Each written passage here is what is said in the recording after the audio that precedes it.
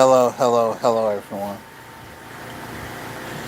I know, I know. Originally, I was supposed to be here at 3, but I start doing a live on TikTok, and got a little tied up, and I was also looking for other things. You know what? Enough of that. Um, I want to get into uh the topic that needs to be had here.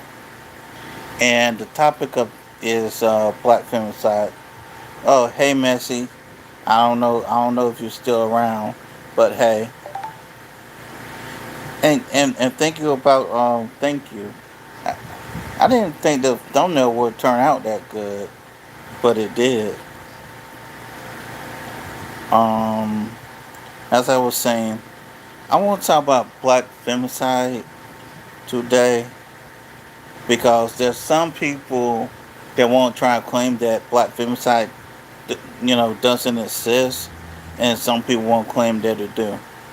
So Dennis Spurling did a live stream, and chard'e did a live stream. I did catch some of Chess's live stream, and I caught maybe about a half hour of what Dennis Spurling was talking about.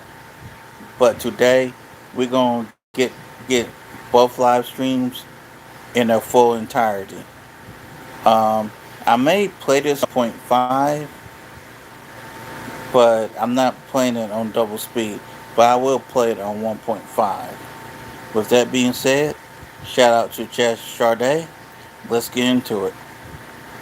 In years when a Louisiana man shot and killed 8 children this morning. Tonight we're learning more about that gunman, Shamar Elkins, who was the father of 7 Let me make of sure those that it's 8 all the way. slain children. Tonight, the community of Shreveport has been left shattered. The children, 3 boys and 5 girls, ranged. And if you hear something, that's just my fan. I'm praying and hoping that the fan's not too loud. Let's get back into it. Age from 3 to 11. Police say the crime scene spans 2 houses. It ended when officers opened fire Now on the this here gunman made during a no police sense. chase. Eyewitness News reporter Tim Foley. Now this here make no sense. This brother, for some reason, decided to take out all 8 of his children. Why he did it, I don't know. I'm gonna investigate that later. Not today, but maybe not today. But I'm gonna investigate more into that later. As a matter of fact, let me write that down. Hold on. Let me cut this back on. Game is live now with new details tonight. Tim? Liz Jordan, we now know the names of the 8 kids shot and killed, and we're also learning that the shooter had ties to the military and was known to police. This is a Facebook Known image to of the police? Louisiana man law enforcement believe is a cold-blooded killer. Shreveport police identifying him as Shamari Elkins, the alleged gunman who shot and killed 8 kids. At least 7 of them were his own flesh and blood. The coroner released their names. A total of 7 siblings and a cousin ranging in age from 3 to 11.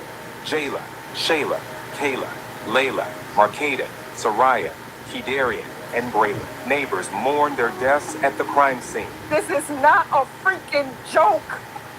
This is real. And this is the result when someone snaps. Police are still trying to determine what motivated the shooting. The attack began before sunrise when police say the suspect shot a woman at one home and then drove to another house to unleash more violence. The gray house is the house in which 7 children were located inside that were deceased. There was an additional deceased child that looked like he had tried to escape the residence out the back on the roof. Officers say a second woman was shot and is believed to be the mother of the suspect's children. Both women are now in the hospital in critical condition. Officers fired at the suspect during the chase after he carjacked the vehicle at gunpoint. ABC News reporting the 31-year-old joined the Louisiana National Guard in 2013 and served 7 years without being deployed. The shooting took place in House Speaker Mike Johnson's district. He offered thoughts and prayers to the family. The shooting impacting people beyond Louisiana. The mayor of Shreveport highlighting that in his statement that reads in part, "Tragedy like this does not belong to one family alone. It belongs to all of us. Today, our community is grieving the unimaginable loss of innocent children. There are no words that can make sense of it, and no distance that shields us from it." Take out this evil out of our nation, out of our parish, out of our city, out of our lives, God. We know mental illness is real, God. This attack, considered one of the deadliest mass shootings in Louisiana, the community asking for prayers. I gotta pause this. Whether or not if this man was mentally ill, this here was an act of evil. Plain and damn simple. This community needs you. I need you. Because how do we get through this? According to the FBI, domestic violence crimes are up. Between 2020 and 2024, law enforcement reported more than 11,000 Which is domestic true. violence murder victims. In this case, What this guy's saying is true. After COVID, domestic violence is up, violent crime is up, and SA is up since COVID. investigators are still trying to figure out what led up to this shooting. Tim Pulliam, ABC 7, Eyewitness News. Tim, thank you. If you or someone you know needs help in regards to domestic violence, there are resources available. You can call 1-800-799-SAFE or text the word START to 88788. Help is available 24/7 and in multiple languages. So I wanted to talk. Black men, I'm just checking in. Y'all quiet in the mug about the 8 children that was unalived by their black father in Louisiana. Y'all were so quick to talk about Ashley Janae being unalived by a, YT man, allegedly, because that hasn't come out to be proven yet, you know what I'm saying? However, what about this man right here who went on an unaliving spree of his 8 freaking children? I have yet to see a lot of y'all problematic men come out to a... Who the fuck you calling problematic, you dickheaded son of a bitch? Really? Hey, Messi. address this situation. And I honestly know why y'all don't address situations like this. I honestly know why. Because you know... Pause. You may not know who I am, but let me tell you something. I'm addressing it now. So sit down and shut the fuck up, dickhead. Well, that... Messi, I apologize. But I have zero tolerance for ignorant people. Sorry for the language. It makes BLK men look bad, right?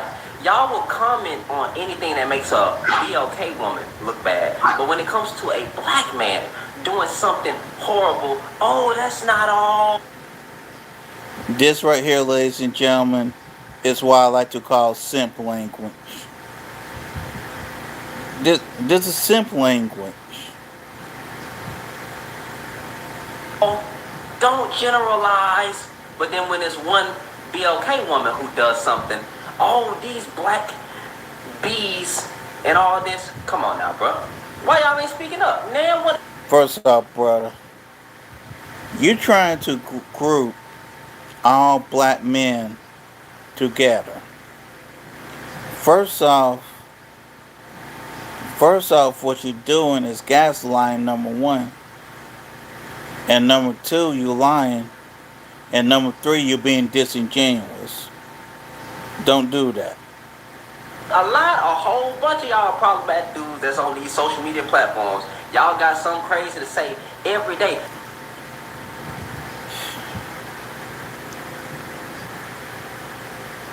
Dudes like this are the ones that pander to women in the hope of getting some kitty cat. I said what I said. This here is pandering at best. But you want to talk about these evil BLK men out here that be out here unaliving children and the women. Y'all don't like speaking up on stuff like that. Rest in peace to the children. The father who did this is no longer here. He's probably in down under. That's all I have to say. Prayers go out to the family. And their first court date was supposed to be yesterday, so Monday, the day before And the who's the this day after talking the about? shooting. Okay, they talking about the guy down in Louisiana. He had 4 children with that woman. He was going to be in divorce proceedings speaking about child support. The next day. Y'all honestly think he did all of this just over child support? Seriously. I've heard people going crazy over child support.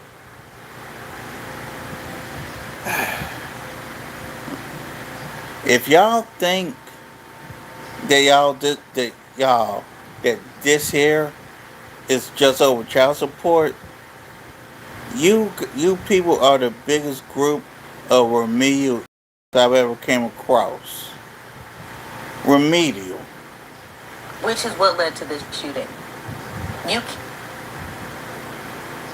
can't things that they tell you. He literally killed those people. He killed his family because he didn't have the funds to take care of them. And he felt like this would have been game over for him. He was 30. Ma'am, even though you're probably right, to say he did this just over child support doesn't make sense. One with 8 kids. He killed 8 kids. One of the kids wasn't even his. He went for every child in that house. One of those children was the cousin, his nephew.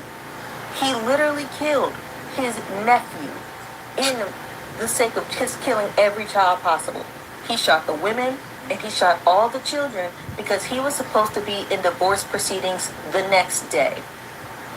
And that's why you don't see black men talking about this. That is why you don't see Of course, it's Jermaine. Of course, it is always Jermaine's fault. And in case y'all didn't know, I think chard'e actually does have a book for kids called "It's Jermaine's Fault."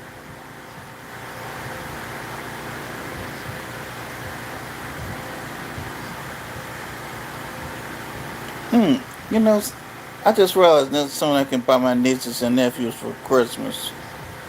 Buy them the book "It's Jermaine's Fault." More so for my nephew, but it's besides the point. a lot of black men talking about this because they feel like it's a shame on black men. But really, it's not even that. Sexual discipline is something that needs to be taught. Man, I don't mean to be rude, but unfortunately, people get divorced every day. Okay? It is what it is. People get divorced every day. People die every day. Unfortunately. Some of them in very violent ways. But for you to take one incident and try to put that on all black men is beyond unfair. Now, am I co-signing what this guy did? No. He's a POS for what he did. And me being the person I am, I will never associate myself with a POS. Let's get back into it. much more extensively throughout the community. And somebody in our community will shame somebody for being gay, but won't shame 8 kids. Won't shame 8 kids with 3 different women. He was already on child support with 1 woman, and his wife that he had 4 more children with was in the process of leaving him. And they were going to go to court the next day. That's why. Now, you won't sit there and blame the man for having 8 kids. Now, if you do basic math and a basic assessment of the situation, yes, he got 8 kids, probably by 3 different women, but those 3 women opened their legs to that said man. So, if the man in your eyes is a POS, what does that make the women? I'll wait. He tried to flee too. That's why he tried to flee. Y'all gonna talk about mental illness. He was gonna be in divorce proceedings the next day, paying for 4 more kids after he's already on child support on the hook for 2 of them. And that's why he got a new wife, but he had different baby mamas and stuff, and he had 8 kids. I need y'all to hear it. That just. And I just want to point out something I see in chard'e's chat. And it says, notice how black women are speaking up loud against black men. Yep. Ever since the whole actual Janae thing, black men have been taking daggers left and right. But if you remember, concerning actual Janae, black men allegedly ain't got nothing to do with that. And that actual Janae allegedly was took up out of here by a white boy, not a black man. Get it right. Pissed me clean off looking it up.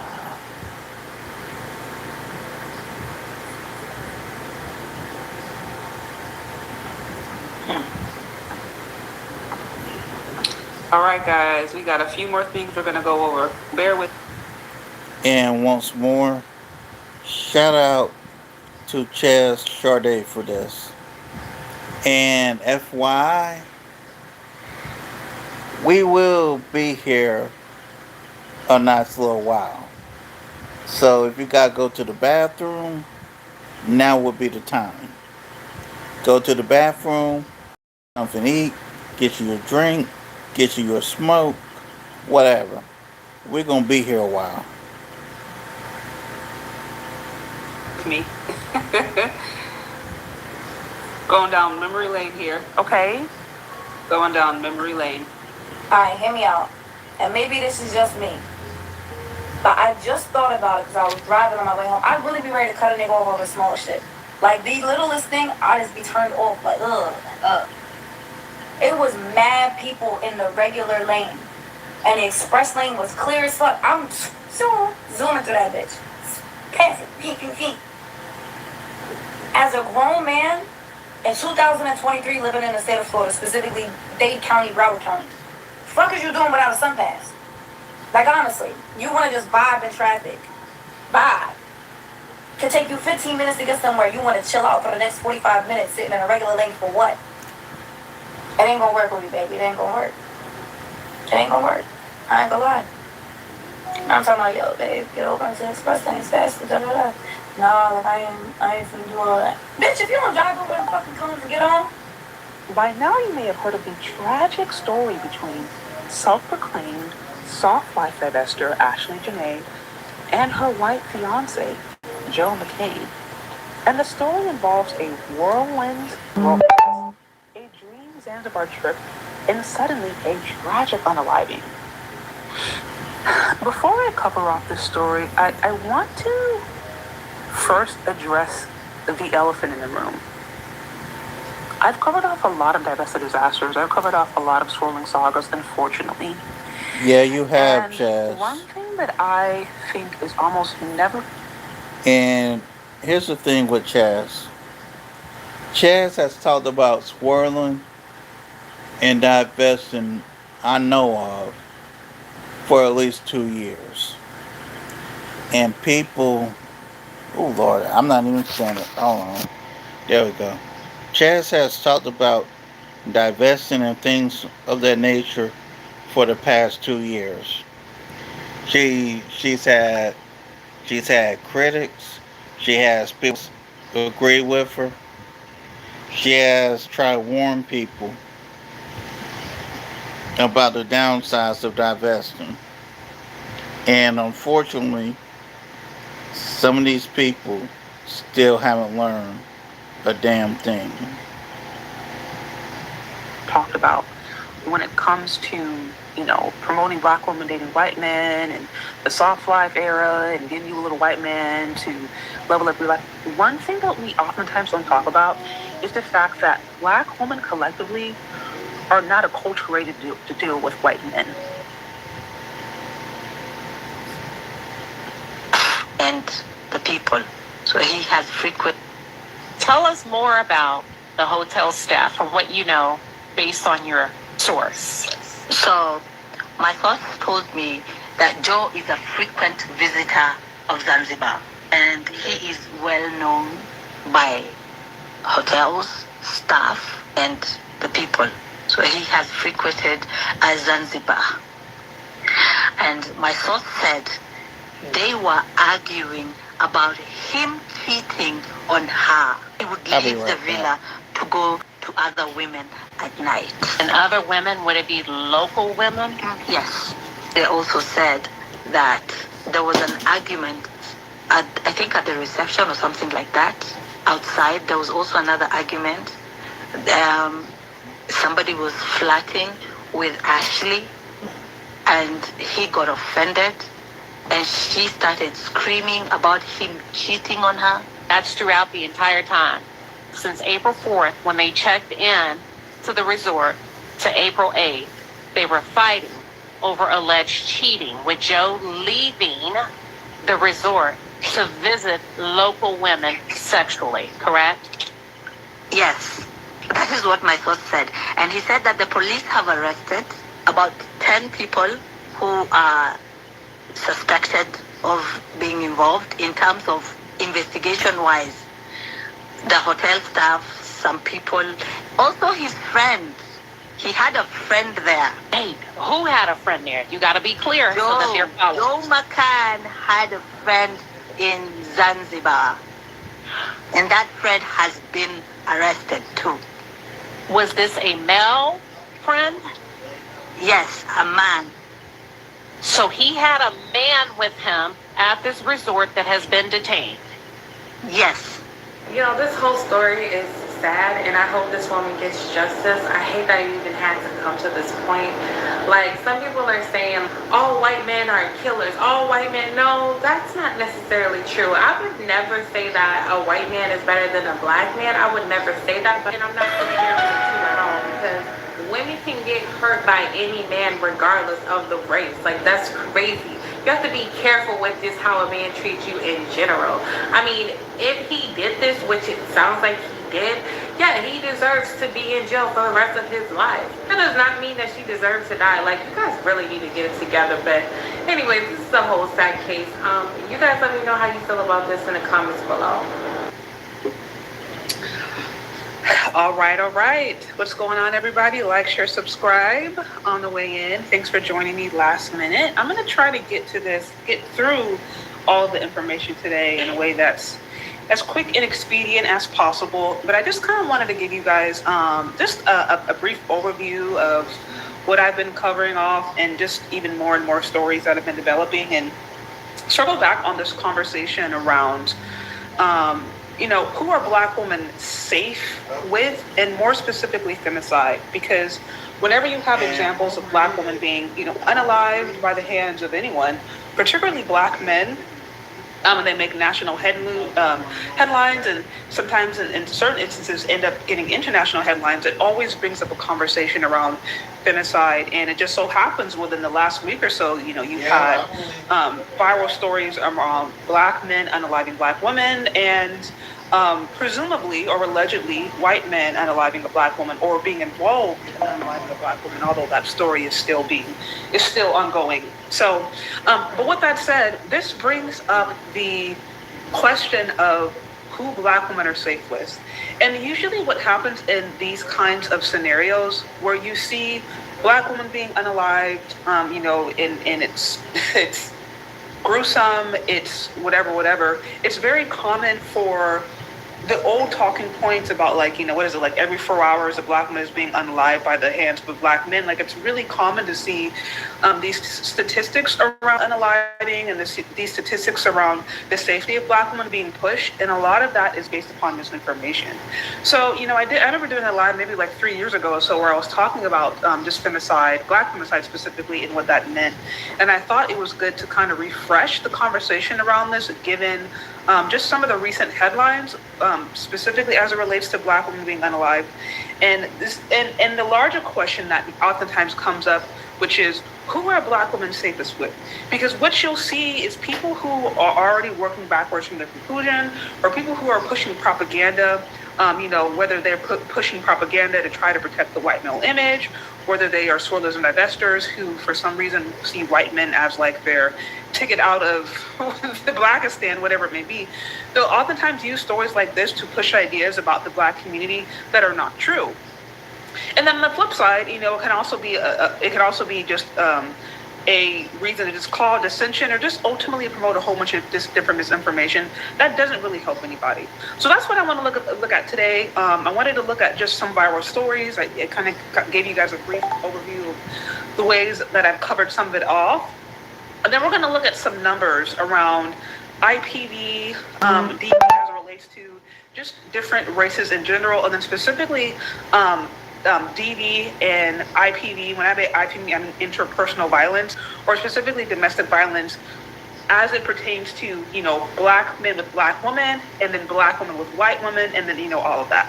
So we'll be going over a little bit. I also wrote about this on my Substack for those of you guys who want to get deep into the numbers and also have the references, have the sources, so you're not just taking it from my point of view, but you also have the source to read.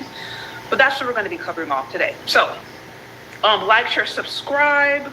What I first wanted to do is I wanted to go back to the video that I played earlier in this live, or brief. It was a black man calling out other black men who he says are being quiet on this Shamar Elkins situation. Now, as I mentioned, there's been multiple stories of black men unaliving black women.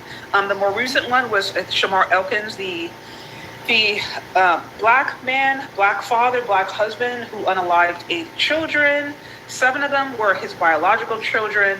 He shot his wife and allegedly his baby mama. Last I heard, they were both in critical condition, but all of the children, unfortunately, did not make it. So that was one of the more recent viral stories. But prior to that, you had the situation with the lieutenant from Virginia, who basically was allegedly caught up in a murder-suicide with his wife, and so that's been making headlines.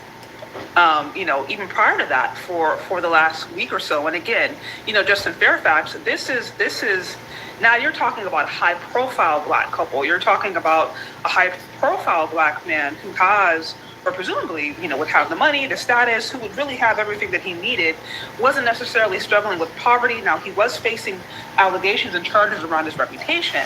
But the point is, he wasn't dealing with a lot of the different economic disparities or things that might be the things that drive people, in the lower income bracket, people who are struggling with poverty, to be more likely to be violent. But nevertheless, my point is, there's the last few weeks you have seen consistent stories of black men unaliving black women. And of course, that brings up these questions on who are black women safe with? Because this is happening at the same time we see divesting and swirling being promoted.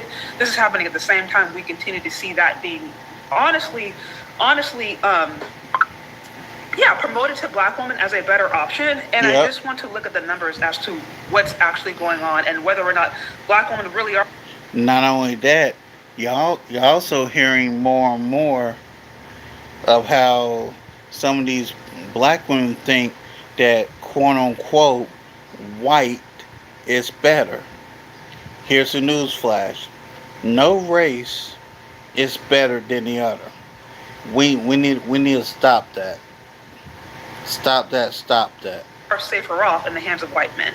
If the answer for black women today who are dating the young Gen Zers or whatever, if the answer for them is to go and run to white men so that they are safe from the barbaric black men who are just going to unalive them randomly, or if they are also at risk in interracial relationships themselves and they have to be actually looking at other things besides race to determine what a good man is. So that's what we're doing. And like I said, I talked about black femicide. I think I did this about 4 years ago, where I did a deep dive. This was around, oh gosh, what was his name? What was that influencer's name? I can't even think of his name off the top of my head. It was around the time of R. Kelly, and it was someone else. Polite. It was Polite. And so there were conversations around black men and just, abuse and femicide. And so I remember I did a deep dive then. And what I've kind of noticed is it seems like every few years, the conversation around black femicide, it comes up every few years, the conversation around black men unaliving black women every 15 minutes or hour or 4 hours, depending upon who you talk to. It's like a revolving door. And in my opinion, they tend to recycle the same stats. And they're actually not looking at domestic violence in its entirety. So that's what we're going to do. I'm going to pull up this story, though, of a black man who calls himself calling out other black men about their silence surrounding Shamar Elkins in that specific scenario. And I wanted to look at the comments real briefly because I think this is really, this is a key point when we start talking about conversations around DV, conversations around domestic violence, around interpersonal violence, conversations around what's actually going on in the black community. I think so often it's really easy to look at it in silos versus looking at it in entirety. So that's what I'm going to show you guys right here. Let me see if I can pull it up. I played it at the beginning, but I'm going to play it again for those of you guys who did not see it. Okay, let me see. And then we're going to look at some of the comments. And then we're going to go into looking at some of the numbers, because that's really what it gets down to. Like, there's what people are saying, and then there's a reality of what's actually going on. Outside of headlines, outside of social media, outside of narrative, outside of social media influencers, there's what people are saying as narrative, and then there's actually what's going on based upon the data. Okay, so this one right here, I played it earlier, but I'm going to play it again. Oh, not this dude again. Asking other black men, why are y'all quiet? Or he alleges that black men are being quiet about Shamar Elkins, but they had a whole bunch of different stuff to say about Ashley Janae. And, you know, I've only gotten a few comments, but I thought the comments were really interesting when we compare situations like Ashley Janae and Shamar Elkins and the different response that we get and the different narratives that it promotes. Let me see. Black men, I'm just checking in. Y'all quiet in the mug about the 8 children that was unalived by their black father in Louisiana. Y'all were so quick to talk about Ashley Janae being unalived by a YT man, allegedly, because that hasn't come out to be proven yet. You know what I'm saying? However, what about this man right here who went on an unaliving spree of his 8 freaking children? I have yet to see a lot of y'all problematic men come out to address this situation. And I honestly know why y'all don't address situations like this. I honestly know why. Because you know darn well that it makes BLK men look bad, right? Y'all will comment on anything that makes a BLK woman look bad. But when it comes to a black man doing something horrible, oh, that's not all. Don't generalize. But then when there's one BLK woman who does something, all these black bees and all this, come on now, bro. Why y'all ain't speaking up? Man, a whole bunch of y'all problematic dudes that's on these social media platforms, y'all got something crazy to say every day, but you won't talk about these evil BLK men out here that be out here unaliving children and the women. Y'all don't like speaking up on stuff like that. Rest in peace to the children. The father who did this is no longer here. He's probably in down under. That's all I have to say. Prayers go out to the family. So I wanted to hear what y'all had to say about this. Before I look at some of the comments, I wanted to play this because while I have heard some black women share this sentiment, I thought that it was an interesting. Ooh, this is almost 2.5 hours. Yeah, let me switch up to 1.5. There we go. That this is coming from the perspective of a black man.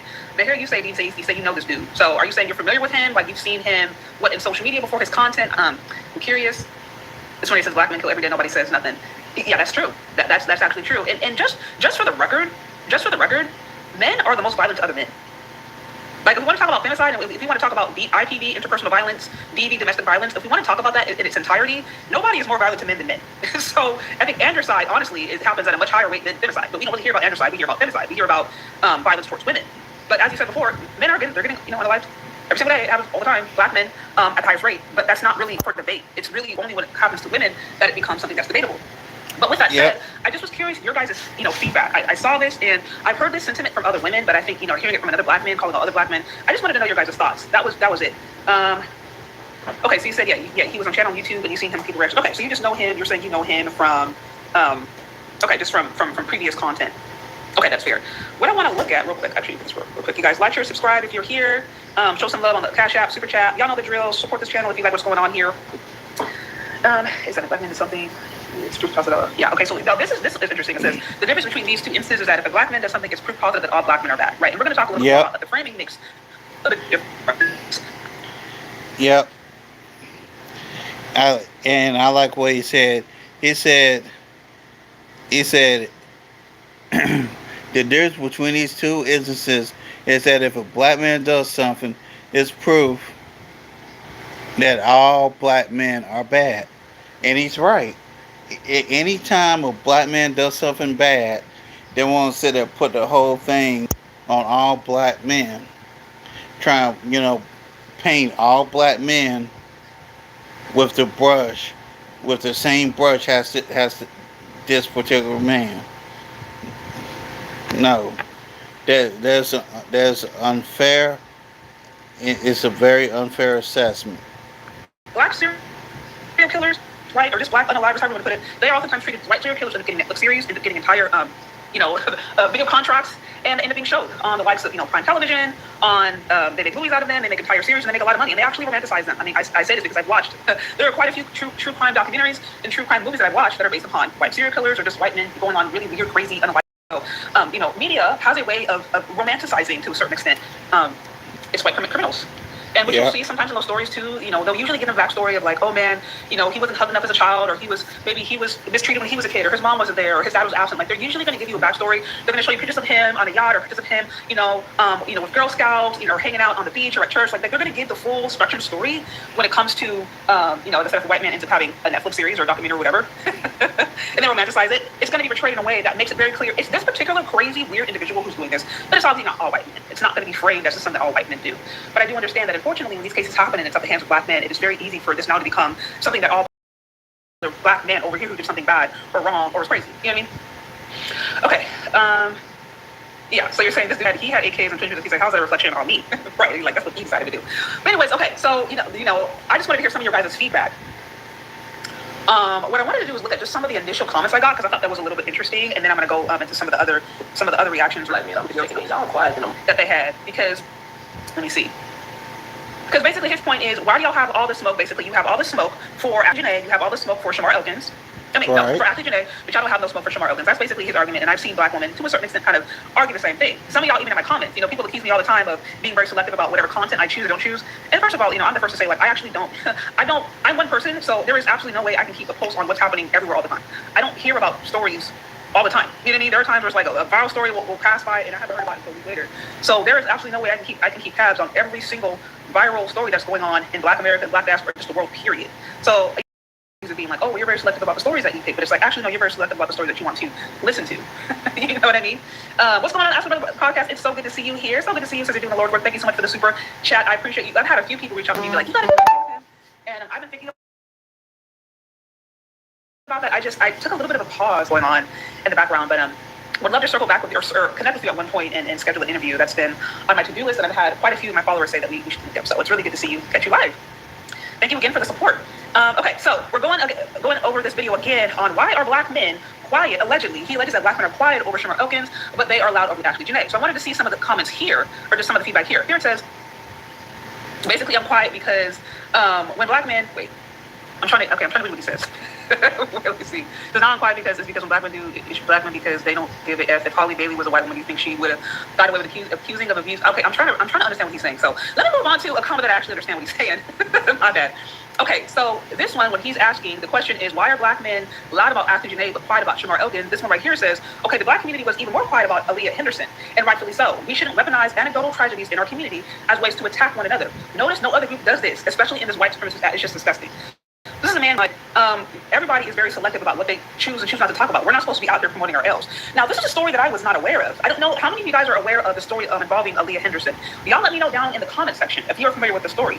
I was not aware of it. I'm actually surprised that this story didn't get more feedback, but it might be because it's involving a woman who actually does a very heinous crime to her kids. And the story basically involves, Aaliyah Henderson, a black woman who is charged. It says 6 counts of aggravated murder, 4 counts of murder, 6 counts of kidnapping, 4 counts of felony assault, 3 counts of child endangerment, 1 count of tampering with evidence, 2 counts of gross abuse of a corpse. It said this 21-year-old Cleveland mother was accused of unaliving her 2 young daughters and burying them in suitcases in a field.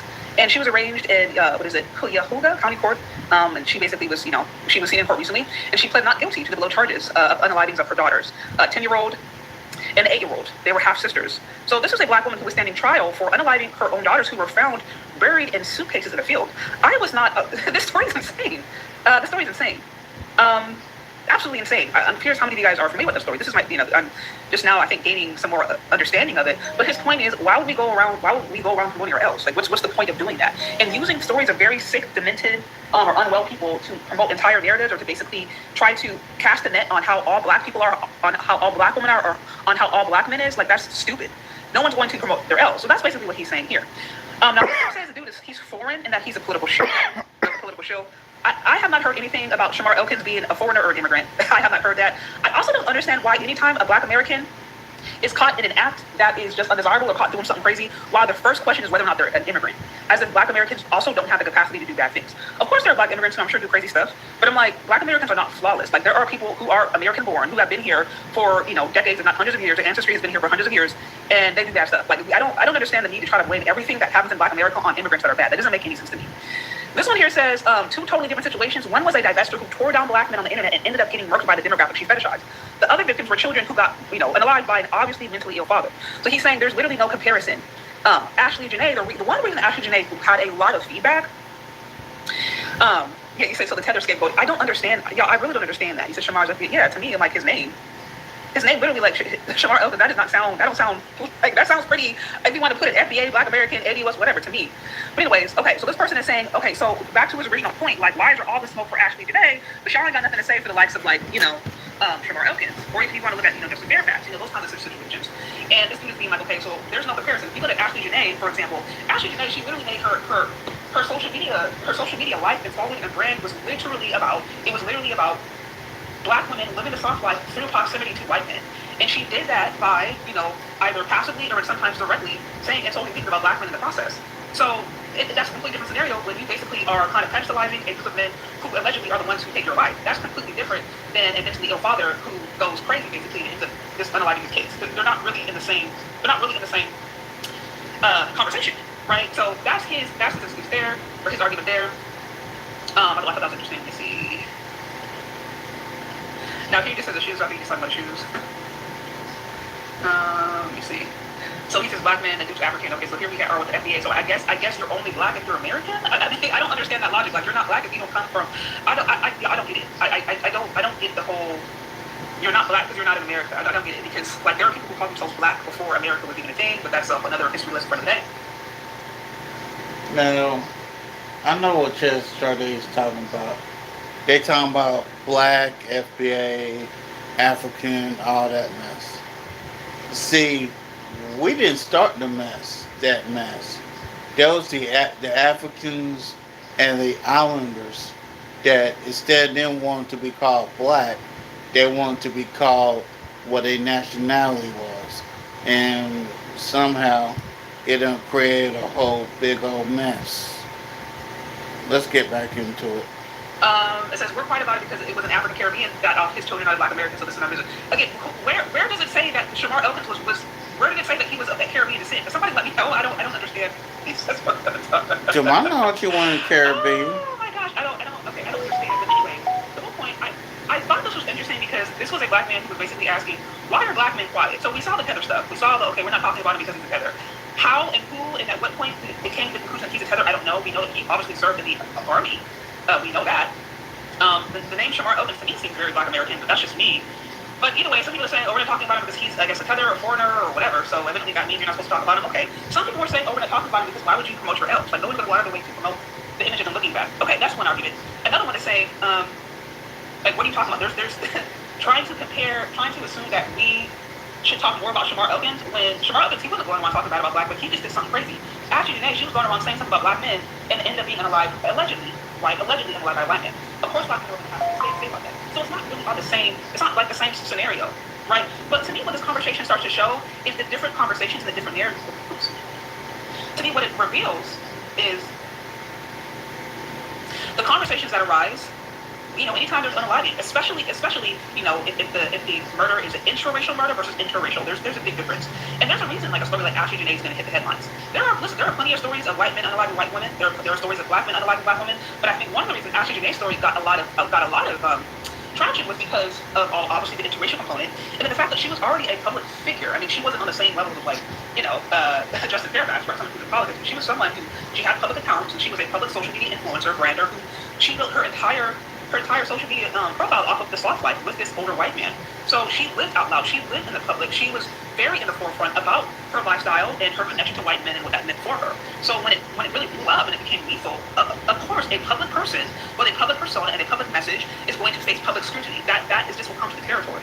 And so again, these kinds of conversations, to me, what they reveal is what people already believe, whether it be about Black men, about Black women, about love, about white women, it brings all this stuff to the surface. And as I mentioned before, anytime there are situations of high-profile people who face homicide, it's going to be an opportunity for people to promote a whole bunch of different narrative propaganda. That's, you know, what I've noticed. So some of y'all saying she's a music video girl. I've heard all kinds of different stuff. I've heard stuff about her being a music video girl. I've heard her stuff about being, you know, in the nightlife, you know, to keep PG. I've heard all kinds of allegations, but none of that to me has been confirmed. What was confirmed for sure was that, like, obviously she was a soft life influencer, a self-proclaimed divester. We know she went on vacation with this guy who was, you know, was her fiance evidently, and then after a very, very dramatic fight, she ended up unalived hours later. That's what we do know. That's what we do know.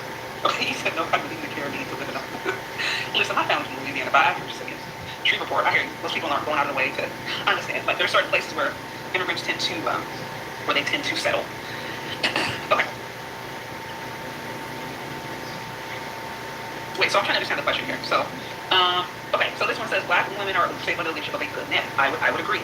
So we're going over these different viral stories. We're going over some of the different things that people are saying. You know, the different conversations around who was what. You have this Black man over here who's asking Black men why y'all quiet. He alleged that Black men are quiet because Black men don't want to look bad. That was kind of what he came to the conclusion to. Now, okay. You know, when you look at the stories around obviously Ashley Janae, there's all kinds of different speculation. People saying that, you know, he was maybe cheating. People saying that maybe it was people in the hotel. Like, there's all kinds of speculation. But what we know is at the end of the day, these are, you know, the examples that I'm sharing. These are recent. Yeah, it's just a whole bunch of he says, she said, speculation. You know, money in the waters and stuff like that. The only thing that matters here is the truth. Now, we can speculate with Fairfax that, you know, maybe his drinking and money problems made him do what he did to his wife. But again, we don't know. Concerning Ashley Janae, we can be like, hey, the two of them had a fight. She mouthed off at the white guy. The white guy took her up out of here. Again, speculation. The guy down in Louisiana, y'all want to sit there and say that he did what he did over child support.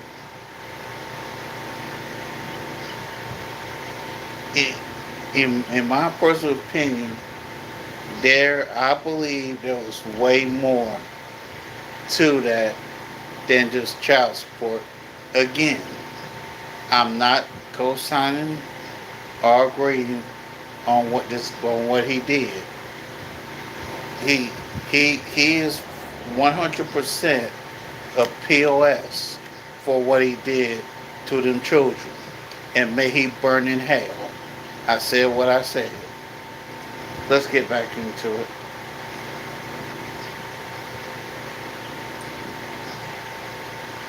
These are recent examples of black women who ultimately ended up being unalived way before they should have been. And it really begs the question, who are black women the safest with? Because one thing black women also like to talk about is, protection and this idea of being safe with them. They're with, and that's I don't see that as a natural desire. And so when you see cases like this from high women or women who are in public in some capacity end up being unalive, it brings these things to light and causes them to question, well, who are we really safe with?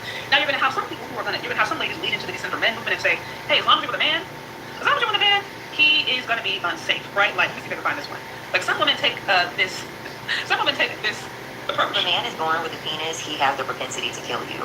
Obviously, this is alleged because there is no proof that her husband killed her. And also, rest in peace to Ashley Janae. I don't want this to be super tone deaf since the news literally just dropped. I feel like if you are a person that follows my content, obviously we're not going really to believe that she ended up taking her own life by hanging herself. I feel like most women do not agree that in most cases is what happened. Let's just say we find out tomorrow that he's guilty, right? And he actually was the one that unalived her. One of the biggest things that patriarchy does is that they divide and conquer. And one of the number one ways that they've done this is through different races, through different gender identities, the country, the ethnicity, your religion. They have all of these things of separatism. That way, you don't generalize. Because generalizing means that you are going to be able to make more assumptions based off of a larger group of people for your own survival. Listen, whether that man was black, whether he was white, whether he was Asian, Indian, etc., men are out here killing women. Those are just the hard and raw facts. Men are out here killing women. Okay, so I wanted to play this because, as I mentioned before, anytime we have conversations around domestic violence, interpersonal violence, DV, the narrative is always framed as what. Here's what I always see. Every time you have incidents where it's women getting killed or children getting killed in domestic violence incidents, a whole bunch of women want to come out of the woodwork and try to demonize all men.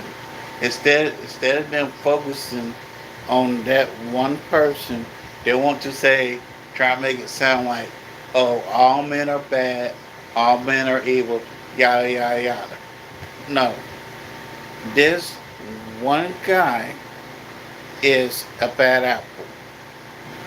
You trying to say that all men are bad apples. No. That one guy is a bad apple. Let's get back into it.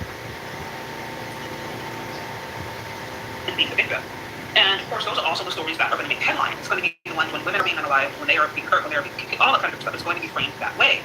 What we really don't like to talk about is the reality behind IPV, and by IPV I mean interpersonal violence, and the reality behind DV, domestic violence, which is that much of the violent crimes are much more bidirectional. And when I say bidirectional, many of the crimes and many of the violence, it's women hitting men hitting women, and I've gone over this over and over and over again. When you look at violence, specifically in domestic violence, women overwhelmingly actually initiate violence towards men. They initiate violence towards men. That is actually what this stats shows. With that said, now I want to go into the article where I broke down a little bit the numbers regarding interpersonal violence, regarding domestic violence, because what these kind of stories show, whether it's with a white man, whether it's with a black man, whatever, what it ultimately perpetuates is this idea that men are inherently violent. Whether your belief is that, okay, black men are inherently violent, so I'm going to get with a white guy, or whether your belief is that all men are inherently violent, so these center men, either way, the narrative is that men are inherently violent and they can't be trusted. And the challenge I have with that is it's not really giving the whole picture, right? We just briefly found out, when I was answering that question, this story from a story about a black mother that I was actually not aware of, called Aaliyah Henderson, right? And this story didn't make headlines anywhere. This is a 28-year-old black woman who was basically a trial for the unaliving of her two daughters who were found buried in suitcases, by the way. So what I'm saying is, these kinds of viral stories, whether it's with a white man, whether it's with a black man, or whatever, you walk away, or somebody walks away with the message that men are violent, they're inherently violent, and they can't be trusted. Whether it's all black men are violent, so I'm going to go with white man, or whether it's, listen, these are all men because all men are violent. The message, nevertheless, is men are violent, period. That's what it is. But we're not taking into consideration that women, specifically, also can be violent. By the way, lesbian-led relationships, based upon different studies, actually seem to be the most violent. They have the highest rates of IPV, interpersonal violence. Nobody wants to talk about this. I'm just showing this one story that I didn't really see this get headlines anywhere of a woman who was facing trial for unaliving her own 2 daughters. And by the way, what the stats do show is that actually women are the biggest unalivers of children. Now, I'm not saying it's because women are inherently more violent than men, but what it is that women are more often with men. And I won't say FYI, she's talking about this Henderson lady. I've actually covered this on my Kisses and Cams channel. So if you want to know about this case, go to my Kisses and Cams channel and you will see it there. Let's get back into women it. are often with men. But what I'm trying to say is when you start to actually look at the numbers, what we find is that this idea that men are inherently violent, they're going around just finding reasons to unalive, whether it's black men who are just looking for reasons to kill all their kids and their baby mamas and baby whatever because of child support, as in the case of Shamar Elkins, which was like a really wild, crazy situation, whether it's running with stories like that and saying, okay, therefore all black men are like this, or whether it's, a domestic disaster or whatever, we're very, very comfortable putting men in the category of violence if it comes to that. We're not very comfortable with talking about the ways in which women can also show up in those scenarios, and the ways in which they can also be damaged. And I think if we're really honestly having a conversation about this, we're having a conversation about, okay, well, who's safer for black women or and who's safe in general, we actually have to look at what is going on. Like, what's actually going on when violence is introduced in a romantic relationship. So that's what I want to look at a little bit today. So shout out to you guys coming through on the super chat again. Shout out to you guys for the podcast with the 2. Shout out to you for the super sticker. I really appreciate you. And the here says replay game. Good evening from New Orleans to the light. That what about black on black is a deflection we heard before with the police girl. Yeah, absolutely. I appreciate you with the 4.99. Shout out to you with the 20. I appreciate this. I'm not going to talk around the system, but when Keisha gets with Brad, they do a lot of code switching. Keisha starts talking a little lighter. At least when a brother gets Becky, he still acts like a brother 9 to 10. Okay, 9 out of 10. Thank you. I really appreciate the support. And this is just my personal opinion, y'all. My personal opinion. I agree. To a certain extent, I agree with what he's saying, only because I've actually actively heard black women admit this. And I think because of the nature of men and women, and because of the nature of most black women who are promoting swirling and divesting, because most of those women are promoting a more patriarchal kind of traditional setup where the white man is a provider and the white man is a protector, and they are taking on a more feminine role, that means they're essentially promoting a scenario in which they would be submissive. They're promoting a scenario where they would be, under the leadership of that white man. So based upon that dynamic, yes, it seems reasonable that any black woman who's supporting swirling and divesting, they're going to start to adopt some of the white aesthetic. Whether it's them getting blonde hair, whether it's trying to lighten their skin, getting blonde streaks, wearing their hair exclusively straight, always wearing weaves.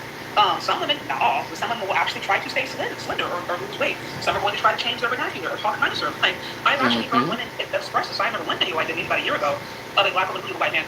Now, she didn't claim, I don't think she ever claimed to be a divester or swirler. She just happened to fall in love with a white man. But she was honest that when she first started dating him, she actually felt like, or she wondered if she had to change herself a little bit. And he was like, hey, I like you for being a black woman. If I wanted to date a white girl, I date a white girl. And so she admitted that her white man at the time said, hey, no, just be you. Be who you are. Don't try to change yourself. Don't try to be more of what you think I want. Just be a black woman. So she talked about the process that she went through being with a white man, but still accepting her being black. I remember doing the whole video just a year ago.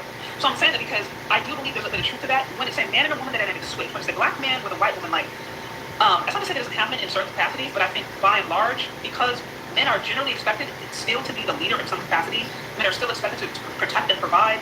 That means that is going to set up certain dynamics in a relationship. And that means that in some ways, women are still going to be looking for something or somebody to submit to.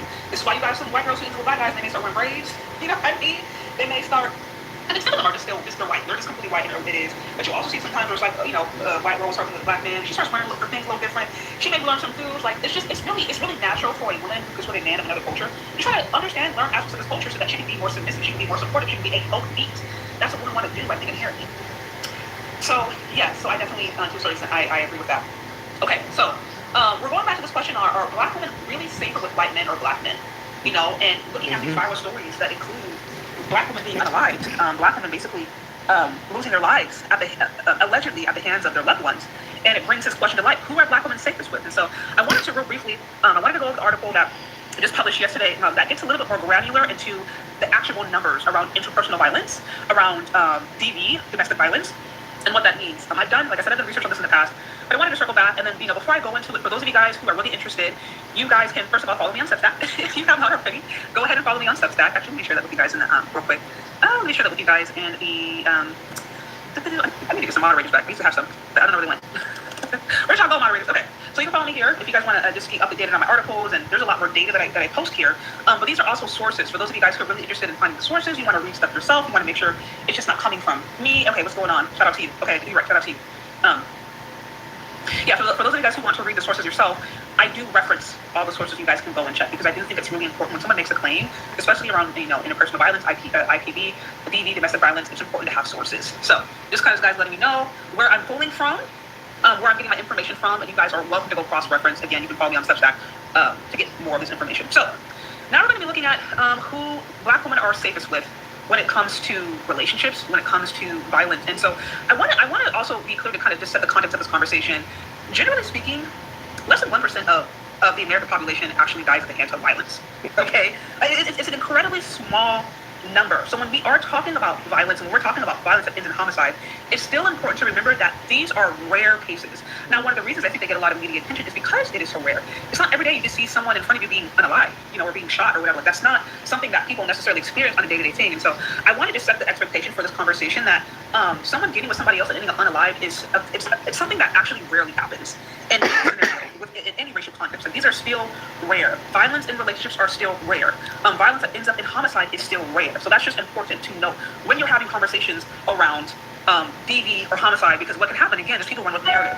They'll look at a Shamar Elkins, they'll look at a Justin Fairfax or whatever and say, see, this is what Black men are doing, and they'll fearmonger, and they'll say, see, Black women, if he was a Black man, he can unalive you, he can take you out, he can take all your kids. They'll do that, and they forget that, y'all, these are like I said, 1% of the American population is dying from homicide. Like, this is such a small minority of people who are actually experiencing this. So the likelihood of you getting with a Black man and being unalive is actually lower than you getting hit by lightning.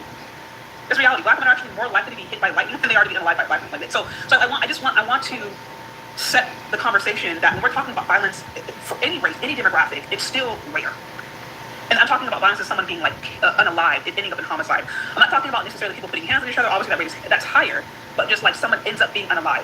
And the reason it's so small, like I said, that's partially why we always see it on the headlines, because it's very rare. If you think about the amount of people that are existent in the United States versus the amount of people who actually end up going under because someone else took their life, again, it don't matter. It always remains false. Y'all are crazy. Okay, all right.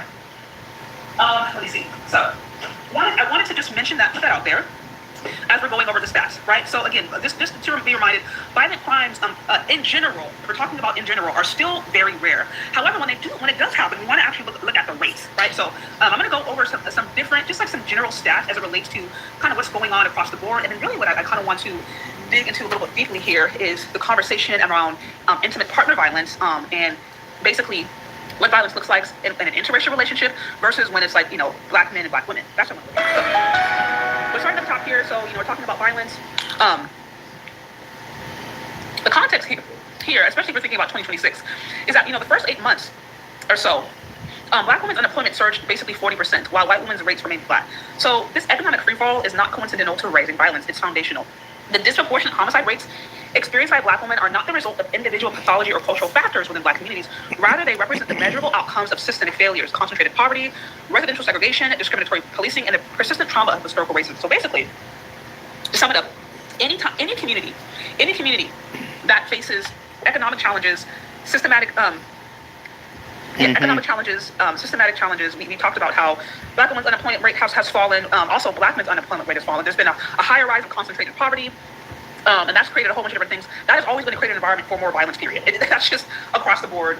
That's just across the board. Even when you talk about conversations around violence, it's important to not necessarily center it around race. It's more important to center it around, okay, what's actually going on. Let's look at what's going on economically. Let's look at what's going on, there's disparities around what. Let's look at what's going on in the systems. When you actually look at policies and people who are actually trying to promote policies to deal with rates of violence, to deal with things of that nature, what you'll notice is that rarely do people who are trying to, pass policies, rarely are they saying, this is because all Black men are bad, therefore we need more money for this. Or this is because, such and such men are violent, therefore we need to do this, right? Like, they're usually citing issues of public health, right? And so basically what I'm underscoring is that there is a correlation between a more challenging economy, that leading to less jobs, that leading to people being under more stress, that leading to people also now having less economic access to mental health, less access perhaps to food, to water, to stable housing, different things. That's going to create a culture of violence. And after a while, that happens systemically over and over again.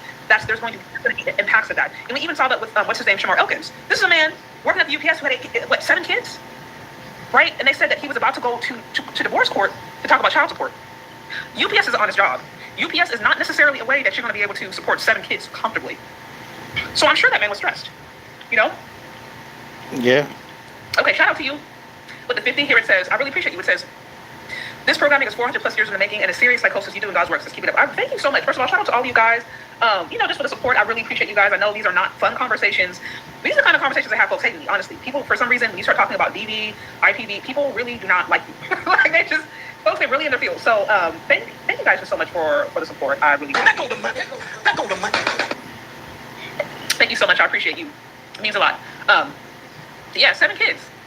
Ain't nothing wrong for UPS. UPS is an honest job. Is a UPS hourly sufficient to sustain 7 kids in 2026? You know what I mean? So, and there were different articles that said that Shamar Elkins was already really stressed.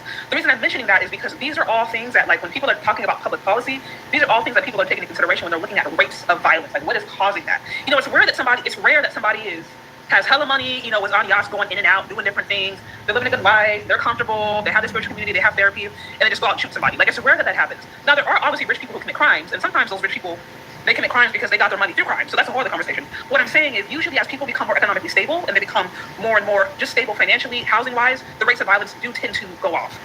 So there is a connection between economic disparity, poverty, lack of access to mental health, all of that, and violence. It's less about race. It's a lot of times it's more about systems. So just setting the context for that. So, based on reality, yes, Black women experience homicide at rates that far exceed those of white women. Yet the risk is not evenly distributed across Black communities. Research by Walker 2024 establishes that the disproportionate homicide rate among Black women relative to white women is fundamentally rooted in systemic failures, concentrated poverty, residential segregation, discriminatory policing, and historical trauma. This framing is crucial. It shifts focus from the victims of their communities to the structures that enable violence. So again, what I'm saying is the narrative is often that Black women face higher rates of violence because Black men are just more violent.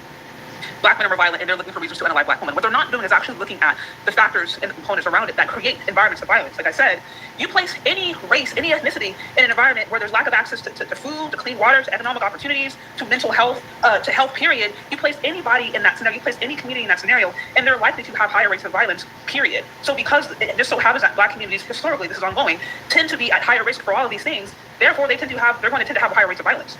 But like I said, when you look at communities that are predominantly white, that are predominantly other races, that have similar rates of poverty, that have similar rates of systemic failures, that have similar rates of things, you'll also notice that violence tends to be higher, interpersonal violence tends to be higher. So again, the issue is not the race. The race itself is not always an indication of how someone is going to be. You have to look at the factors around it.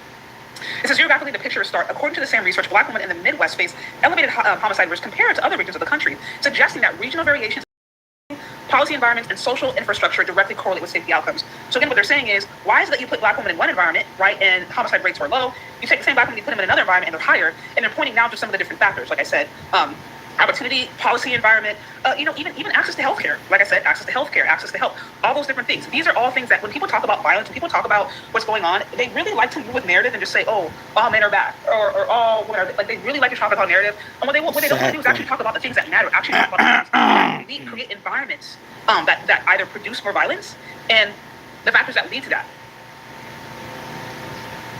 Okay. So again, I'm just giving you guys a brief overview, trying to set some context here, before we actually get into, okay, so what does violence look like when it comes to relationships, when it comes to Black men and Black women with white men, because that's what some of y'all really want to know about. So here it talks about, the vulnerability of Black women who are pregnant, and like I said, there's a lot of components around that, because just Black maternal health in general is really poor. Obviously, Black women face just higher rates of low preterm birth. A lot of Black women don't have access to proper care in their pregnancy journey, and then sometimes even in their pregnancy journey, when they're with doctors, they don't always necessarily receive the same amount of care as someone of other races. So there's a lot of things that goes into Black women being at risk when they are pregnant. And what I'm saying is, oops, you guys give me 1 second.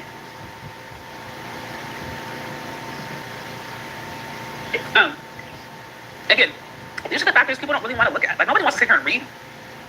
People don't want to sit here and read when it comes to this stuff. They just want you to tell them what they want to hear, or they just want you to say, this is the victim, this is the villain, and that's it. They don't want to sit here and look at all the different factors that could be actually causing. They don't want to investigate. Okay, so now when we're looking at basically domestic violence, when we're looking at IPVDV, and we start to look at it, we break it down by race. So let's look at the Black woman, right? To understand the specificity of Black women's risk, comparative data is illuminating. According to the National Intimate Partner and Sexual Violence Survey, roughly 58% of both Black women and Black men experience contact sexual violence, physical violence, and or stalking by an intimate partner during their lifetime rates. That suggests systemic patterns affecting entire communities, not just women. This part is really, really, really important. Again, it says, according to the National Intimate Partner and Sexual Violence Survey, roughly 58% of both black women and black men experience contact, sexual violence, physical violence, and or stalking by an intimate partner during their lifetimes rates. That suggests systemic patterns affecting entire communities, not just women. So essentially what they're saying is, and one of you guys mentioned this earlier in my life, we like to really focus on the ways in which black women are victimized. And I'm not here to undermine that. What we don't like to talk about is the fact that black men are victimized all the times at the same rate, and sometimes even more. We want to talk about, if you want to talk about homicide, we want to talk about femicide, right? And men unaliving women, black men unaliving black women. Well, men actually unalive men the most. So androcide actually is a much bigger issue than femicide. But because nobody really cares when it's men or black men, we don't talk about it. But if we actually look at the numbers, black men themselves are also when it's men begin many of the same to kinds of talk violence about that here, black women they do. don't care. So the reason I'm saying this is because if we just pointed at black men and say, oh, okay, well, they're just, all of them are just, abusers, well, it doesn't really make sense when they actually end up being the victims. The math doesn't math. And we start to look at it, we understand that it's not necessarily, oh, by nature of the race of these men being black, that they're violent. No, we have to look at the components of things that are actually creating this kind of environment. And if the stats show you that, okay, black men are experiencing the same rates of sexual violence, physical violence, DVRs, different things, then in some cases even more, then clearly the issue isn't, okay, well, just black men are just bad. Because it's like, you can't in one instance try to blame black men for being villains, but then at the same time, you find out they are actually being victimized too. It's like, you got to pick a struggle. You know what I mean? Yep. Hey, what's going on, Mr. Spurling? It's so good to see you in the building. I saw your email. I really appreciate you. Shout out to you. So your perspective on this matter is greatly appreciated. Thank you so much. Thank you so much also for the generous support. I really appreciate you guys coming through today. And by the way, Dennis Spurling has his own viewpoint on this, which I want to try my best to get to his assessment of this as well. It's so good to see you here. I know you're very busy. You got a lot going on. So yeah, I appreciate you stopping by. This was a very last minute live, but I wanted to talk about it because in light of a lot of the viral conversations that are including homicide, I know this tends to be the prime environment where we see a lot of ladies, in my opinion, just promoting a whole bunch of different propaganda that's not true. And we're not willing to be honest about, DV, IPV, domestic violence, interpersonal violence. And that's why I think it's important for us to have these honest conversations. So when we are looking at these viral stories, we're looking at it in context. We're not just saying, oh, all black men are bad victims. We're also not looking at the ways in which black men can also be violent. That's the part nobody really wants to talk about. Nobody wants to talk about the ways in which black men can be violent, right? So anyway, shout out to you. I really, really, really appreciate the love and support. It means so much. Thank y'all so much.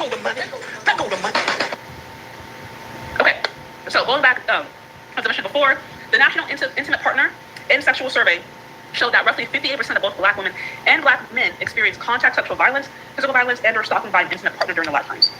Nobody wants to talk about when this happens to black men. That's what it comes down to. Now, the intersection of gender and race produces distinct outcomes in the most severe cases. When examining homicide specifically, comparative data reveals important nuances about risk distribution across communities of color.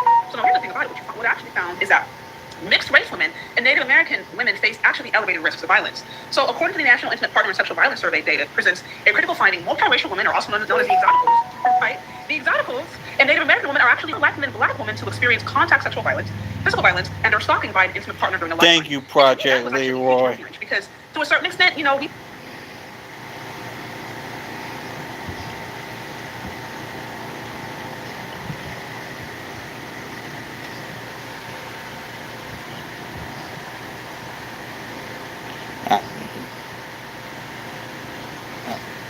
Okay, here's how I want to explain it. Even though Chaz is not mentioning the white men, if you look back at everything that's been played so far, Project Leroy, she is defending the black men. So I gotta give her credit on that.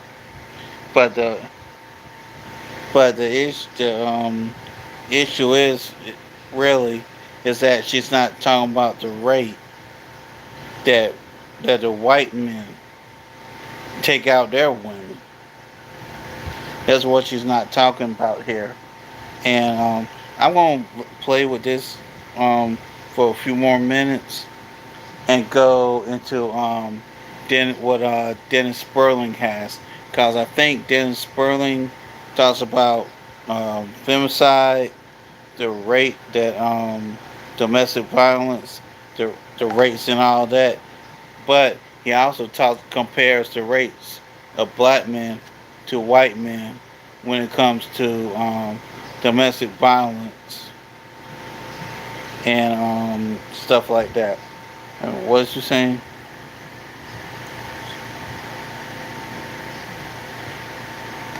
Me too, Project Leroy.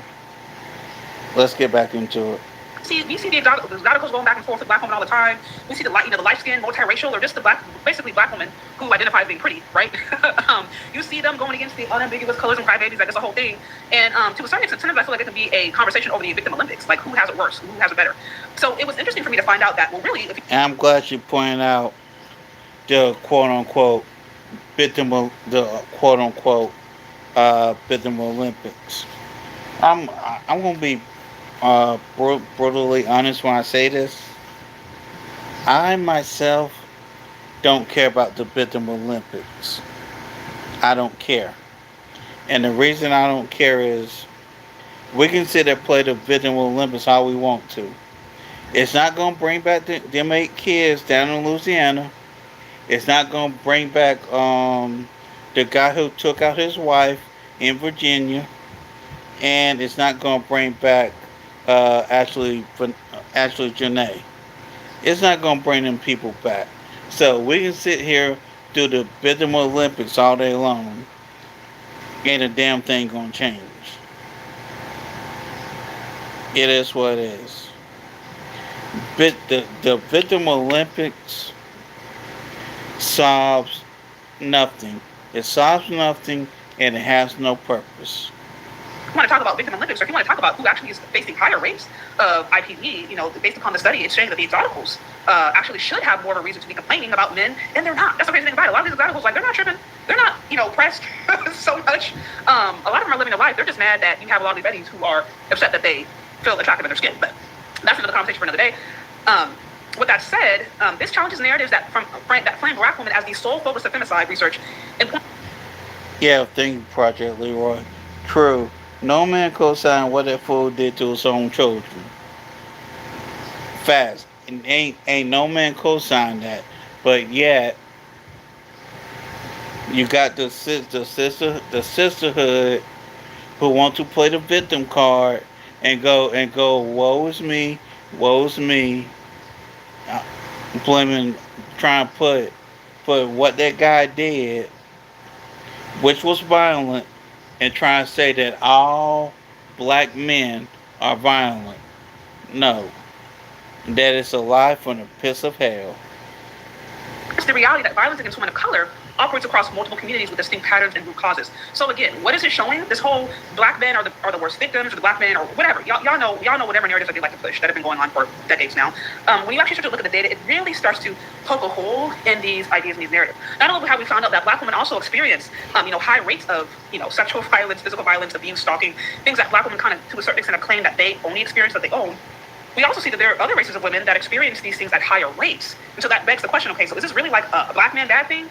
Or are there other things going on here? And as a lot of these studies have already suggested, when you're looking at violence, you have to look at the environment. You can't just look solely at a person's race. That's not how this works. You have to look at the environment. You have to look at... And what Chaz is saying, what she's saying here is actually right. Race does not dictate violence in a community. The environment of that community is what dictates violence or not. Wait a minute, what was you saying? Dr. Francis Kress Welshing put us up on game a while ago. Notice those specific individuals know nothing about Dr. Francis Kress Welshing. I'm going to look into that person too, Project Leroy. Francis Kress Welshing. Yeah, environment and behaviors, right. Let me write this person down real quick. Kress Welshing. Oh, no, Welshing. Okay. Get back into it. So many different factors. Access to healthcare, their environment that they're around, the poverty, the lack of resources, access to food, access to even, healthy, clean water, all of those things really can resources, play a environment, big all role that. in the kind of environment that's being created. Like I said, you put any community, any ethnicity in an environment, and you strip them of resources and put them under stress, there's going to be more violence. That's like not even difficult to understand. Sad but You put true. any community in a place of scarcity, in a place of lack, and under high stress scenarios, without access to any relief, that's going to produce violence, period, in the discussion. And that has nothing to do with the racial demographic of that particular individual. But as I mentioned before, in these kinds of scenarios, when we see cases, high profile cases of black women, it's very easy to traffic around race and not actually look at what's going on when it comes to interpersonal violence. And it's also easy to just blame men. And, we haven't even got deep into this, but we have to remember that. I've heard this multiple times, like if race of interpersonal violence across the board, black women, white women, Latino women, all those races of interpersonal violence, it's generally initiated by women. Like if we want to talk about a couple that ends up, hitting each other, going back and forth, the majority of the time, those cases are instigated by women of different races. But women don't want to talk about that. We don't want to talk about the ways in which we can also contribute to violence. You know what I mean? We don't want to talk about that. I mean, if I need to bring that study up, I can. I've talked about that multiple times up to this point. But I'm just saying, like, there's a lot of information out there, a lot of data out there that shows that women they're not like innocent. They're not these like innocent, And I'm glad you pointed it out. A lot of women will always talk about being the victims of violence, but how come when the women don't want to talk about being the perpetrators of said violence? Pay attention. Demure, these innocent demure angels when it comes to these situations that are involving violence. That's not necessarily what's going on. Okay.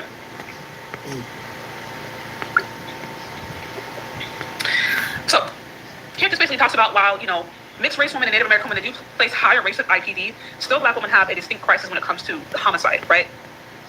And they're, again, going back to a lot of the reports suggest that the reason black women have higher rates of homicide is the same reason black women have higher rates of, a higher death rate when it comes to giving birth, when it comes to maternal health, that a lot of these things can be traced more to structural factors than, anything else, or just pointing specifically to this black woman did it. You know what I mean? So when we go down right here to looking specifically now, this is where I think it really gets interesting. When we look at romantic relationships and the question of who are black women safer with? Are black women safest with when they're dating black men, when they're marrying black men? Are they safer when they're with white men or dating white men? Because ultimately that's really what it comes down to.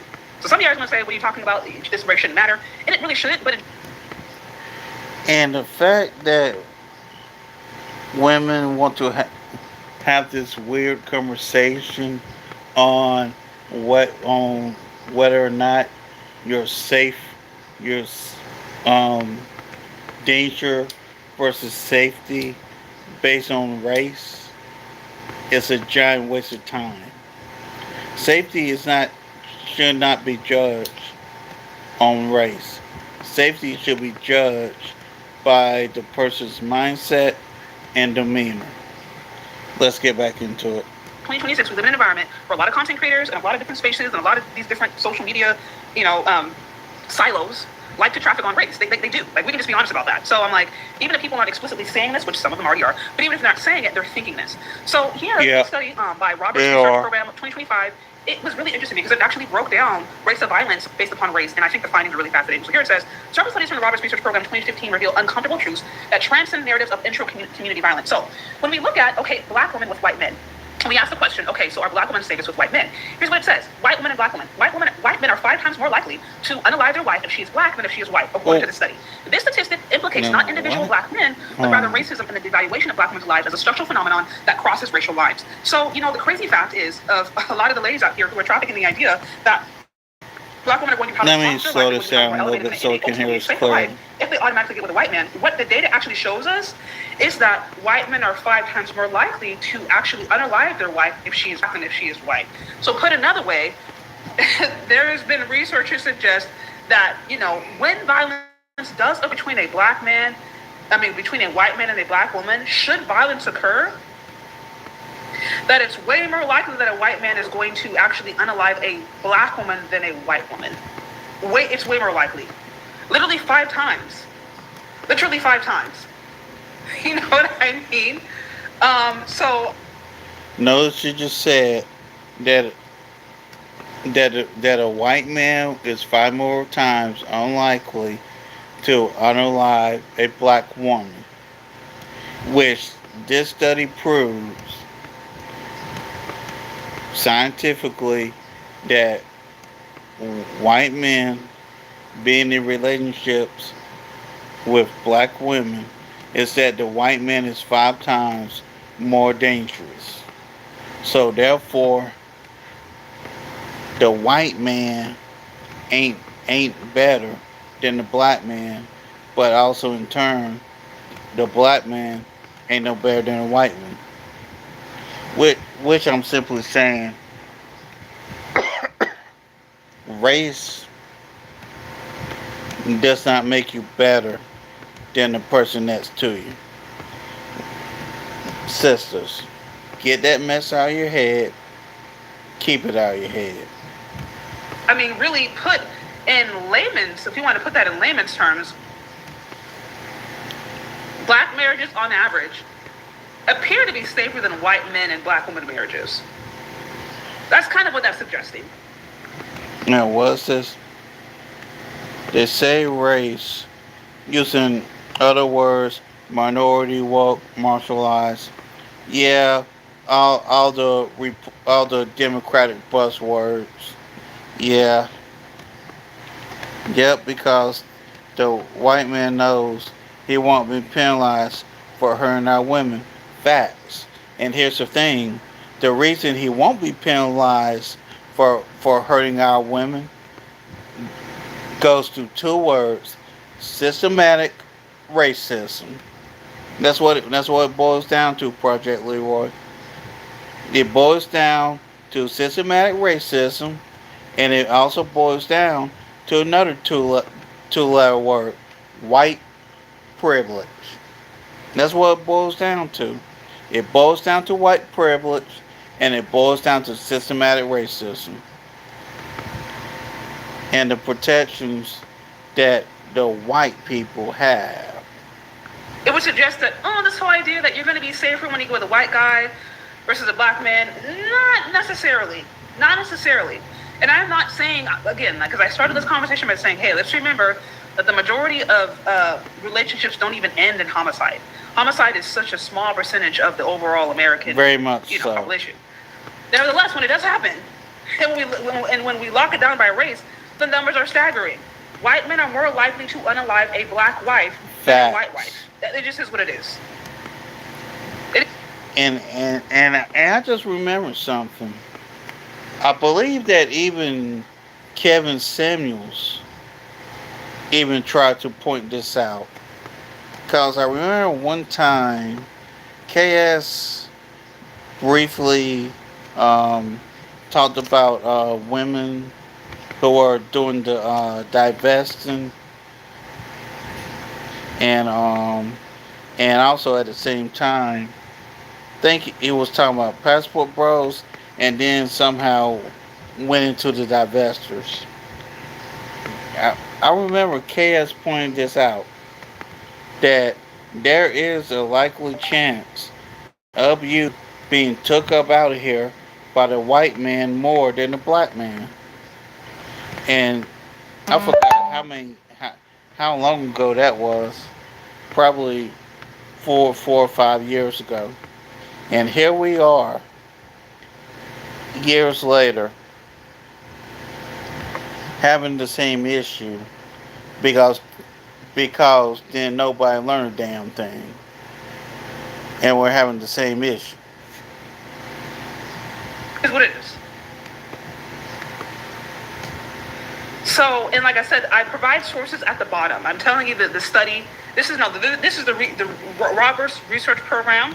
I have multiple sources at the bottom for those of you guys who want to cross-reference, who want to sit here. If you want to sit here and argue, feel free to do so. But be sure to look at all these sources before you do so. Okay.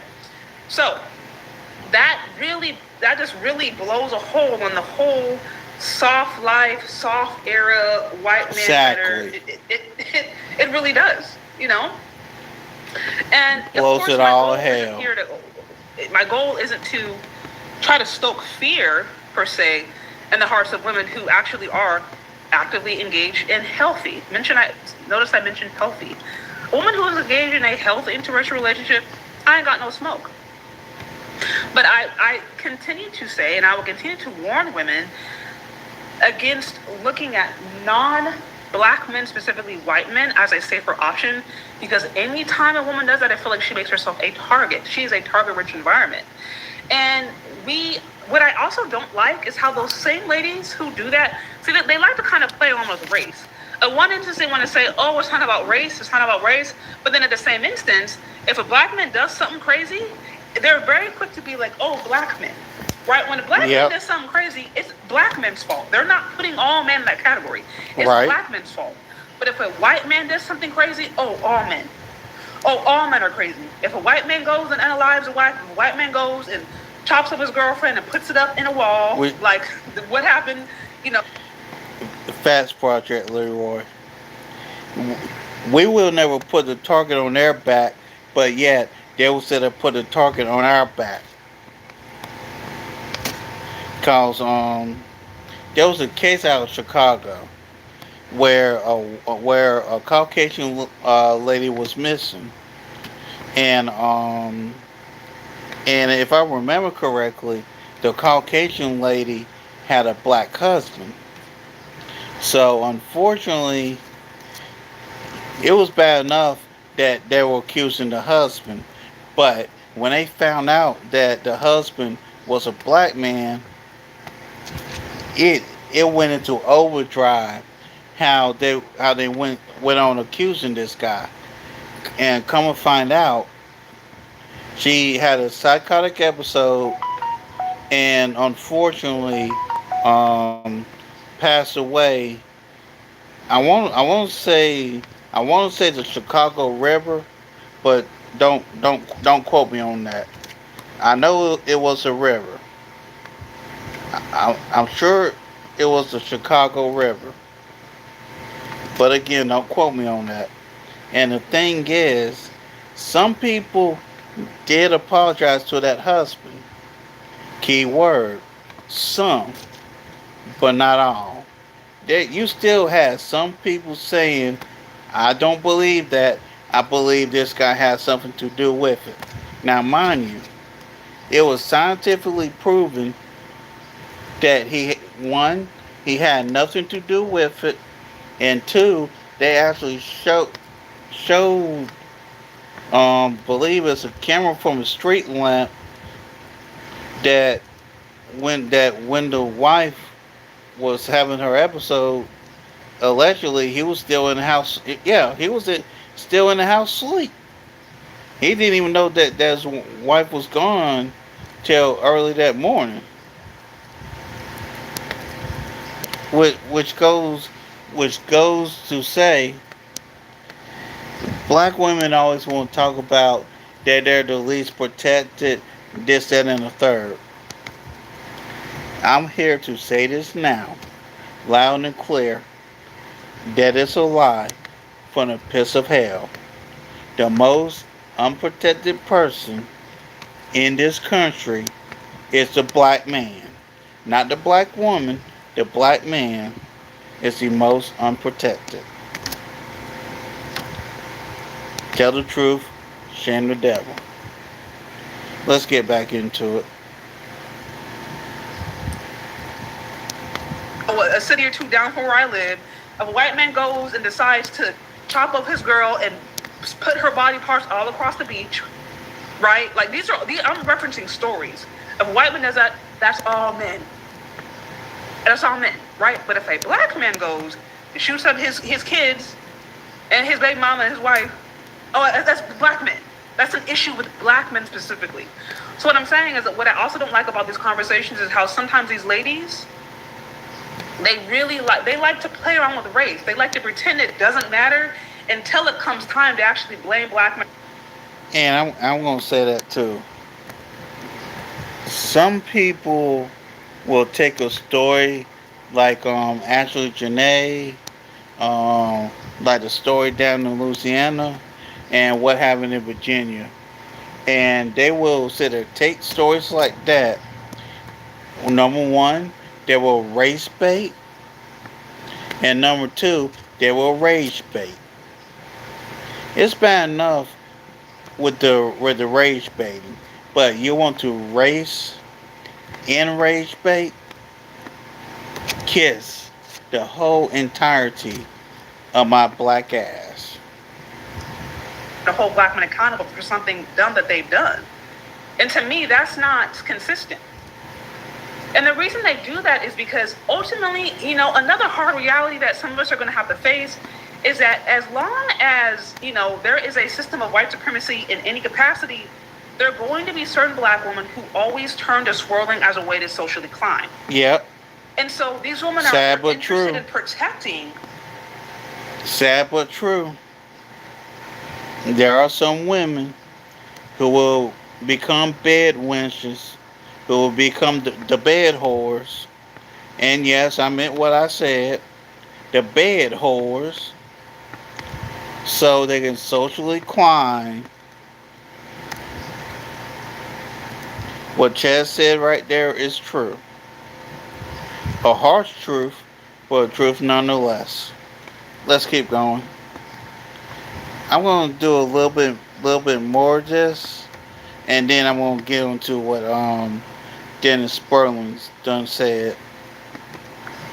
To a certain extent, they're interested in protecting the white male image because they need that image, or they need that as a way to socially climb. They look at that as their opportunity to perhaps improve their status in the West, in America, right? And so a woman who values that is always going to protect the reputation of the man she hopes to get with. It just is what it is. So it's not really surprising to me, but we have to be honest. Even though that this is the truth, the fact that some, not just black women, but people will sell out to white supremacy so they can social climb, to me, is some of the most weakest SHIT I've ever seen in my damn life. The shit is weak as hell. It's weak. It's pathetic. It's pitiful.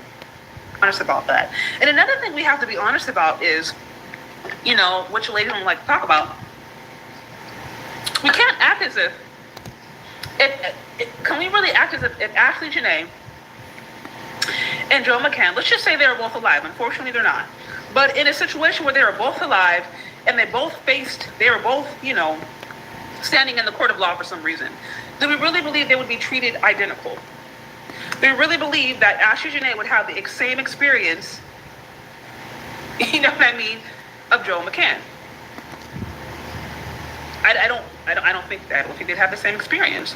So what I'm saying is the very fact that black women look to white men to socially climb is evidence that white men arguably have access to a level of either social clout or power, or alleged social clout and power. Because I know there's going to be poor white men out there who are just like, what are you talking about? But the very fact that black women look to white men as a means to socially climb means that they inherently believe that these white men have access to something that they don't. Yeah. So if they believe that these white men have access to something that they don't, they're basically admitting that these white men have power. And what is that going to mean in a scenario where you're with a particular white man, but he is homicidal or he is someone who's dangerous? What is that going to mean? You're going to be a victim. You're going to be a victim. If that ends up coming to that place, if it ends up coming to that reality, it's not going to be good. Because you've already proven, based upon your own narrative, based upon, if you're in the whole world or divestiture, claim, you've already admitted that you need this white man to social climb. Therefore, you've already admitted he has more power. Therefore, you've already put yourself, in a certain extent, in a powerless position. Therefore, he can do whatever he wants to you and not face any consequences. This is actually why I believe, this is just my personal opinion, this is partially why I believe that this rate might be a little more high with black women than with white women, because of the racial dynamics that exist in this country. You do have cases of chard'e where actually someone, in my opinion, that was actually, to me, surprising. You have cases like Chard'e Robinson where, I think his name is Maxwell Anderson, where he actually was sentenced. And I think, he got what he deserved. And unfortunately, cases like Chard'e Robinson are a lot more rare. How many cases? What was you saying, Project Leroy? A lot of that goes on in the Caribbean, African, European, and Australian continents. And I want to point out something you just named. You said the Caribbean, Africa, European, and Australian countries. Every place you just named had divesting, swirling, and slavery. For every place you just named, every place you just named has slavery, divesting, and swirling.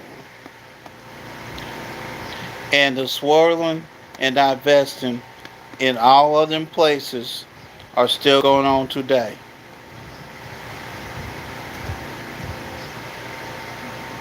But here's the thing with the Caribbean. Even though it's not really white folks, if you look at the Caribbean, there's a lot of people from India buying up land in the Caribbean. And not only in the Caribbean, you also have people from India doing a lot of business in Europe as well, and in North Africa.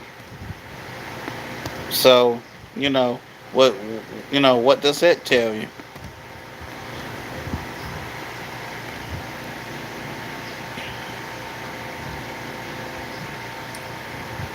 Dakara Thompson, Renea Lewis, Lauren Smith Fields. How many cases of black women, these are just ones on the top of my head, I'm sure many of you guys in the comment section know of other ones. How many cases of black women end up unalive and the person is still walking free today? He hasn't faced any charges. And so what I'm saying is, yeah, while there are cases where a white man goes and does different things and he actually ends up getting convicted, there are more that I believe where that doesn't happen. He walks away scot-free, or he whatever. They're still investigating the case and the case is dropped. And, that's what it is.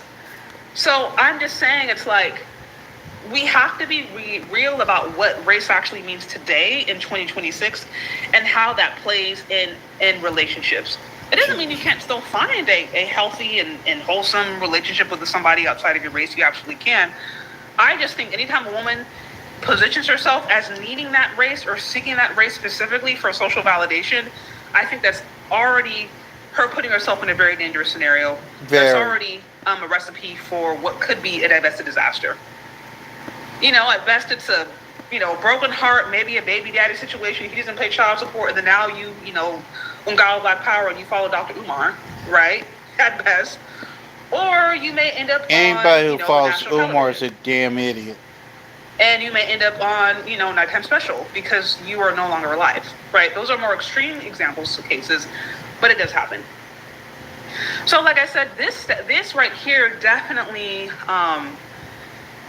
it definitely questions, or I think blows a hole in the narrative that black women are automatically going to be safer with white men by nature of them being white. That's not necessarily what the stats actually show. Now here it looks at black men in interracial relationships. Okay. So it's funny mentioning Grok. I mean, Grok literally references neo-Nazi website. So this is literally that's the most unserious thing ever. Okay. Here it says black women in interracial relationships. So here's an interesting thing. It says a white woman married to a black man faces a spousal homicide rate roughly 9 times greater than if she were married to a white man. So this dramatic disparity suggests that racist attitudes, social isolation, and stress within interracial partnerships create lethal conditions rooted in systemic racism, not in black masculinity itself. So again, black men in interracial relationships. Basically it's saying, this same study also showed that white women who were married to black men actually faced higher rates of homicide. Really, really fascinating. Now, to me, what this is showing, and this is what people I don't think always necessarily talk about, how the racial dynamics change. How the racial dynamics change based upon the gender involved, right?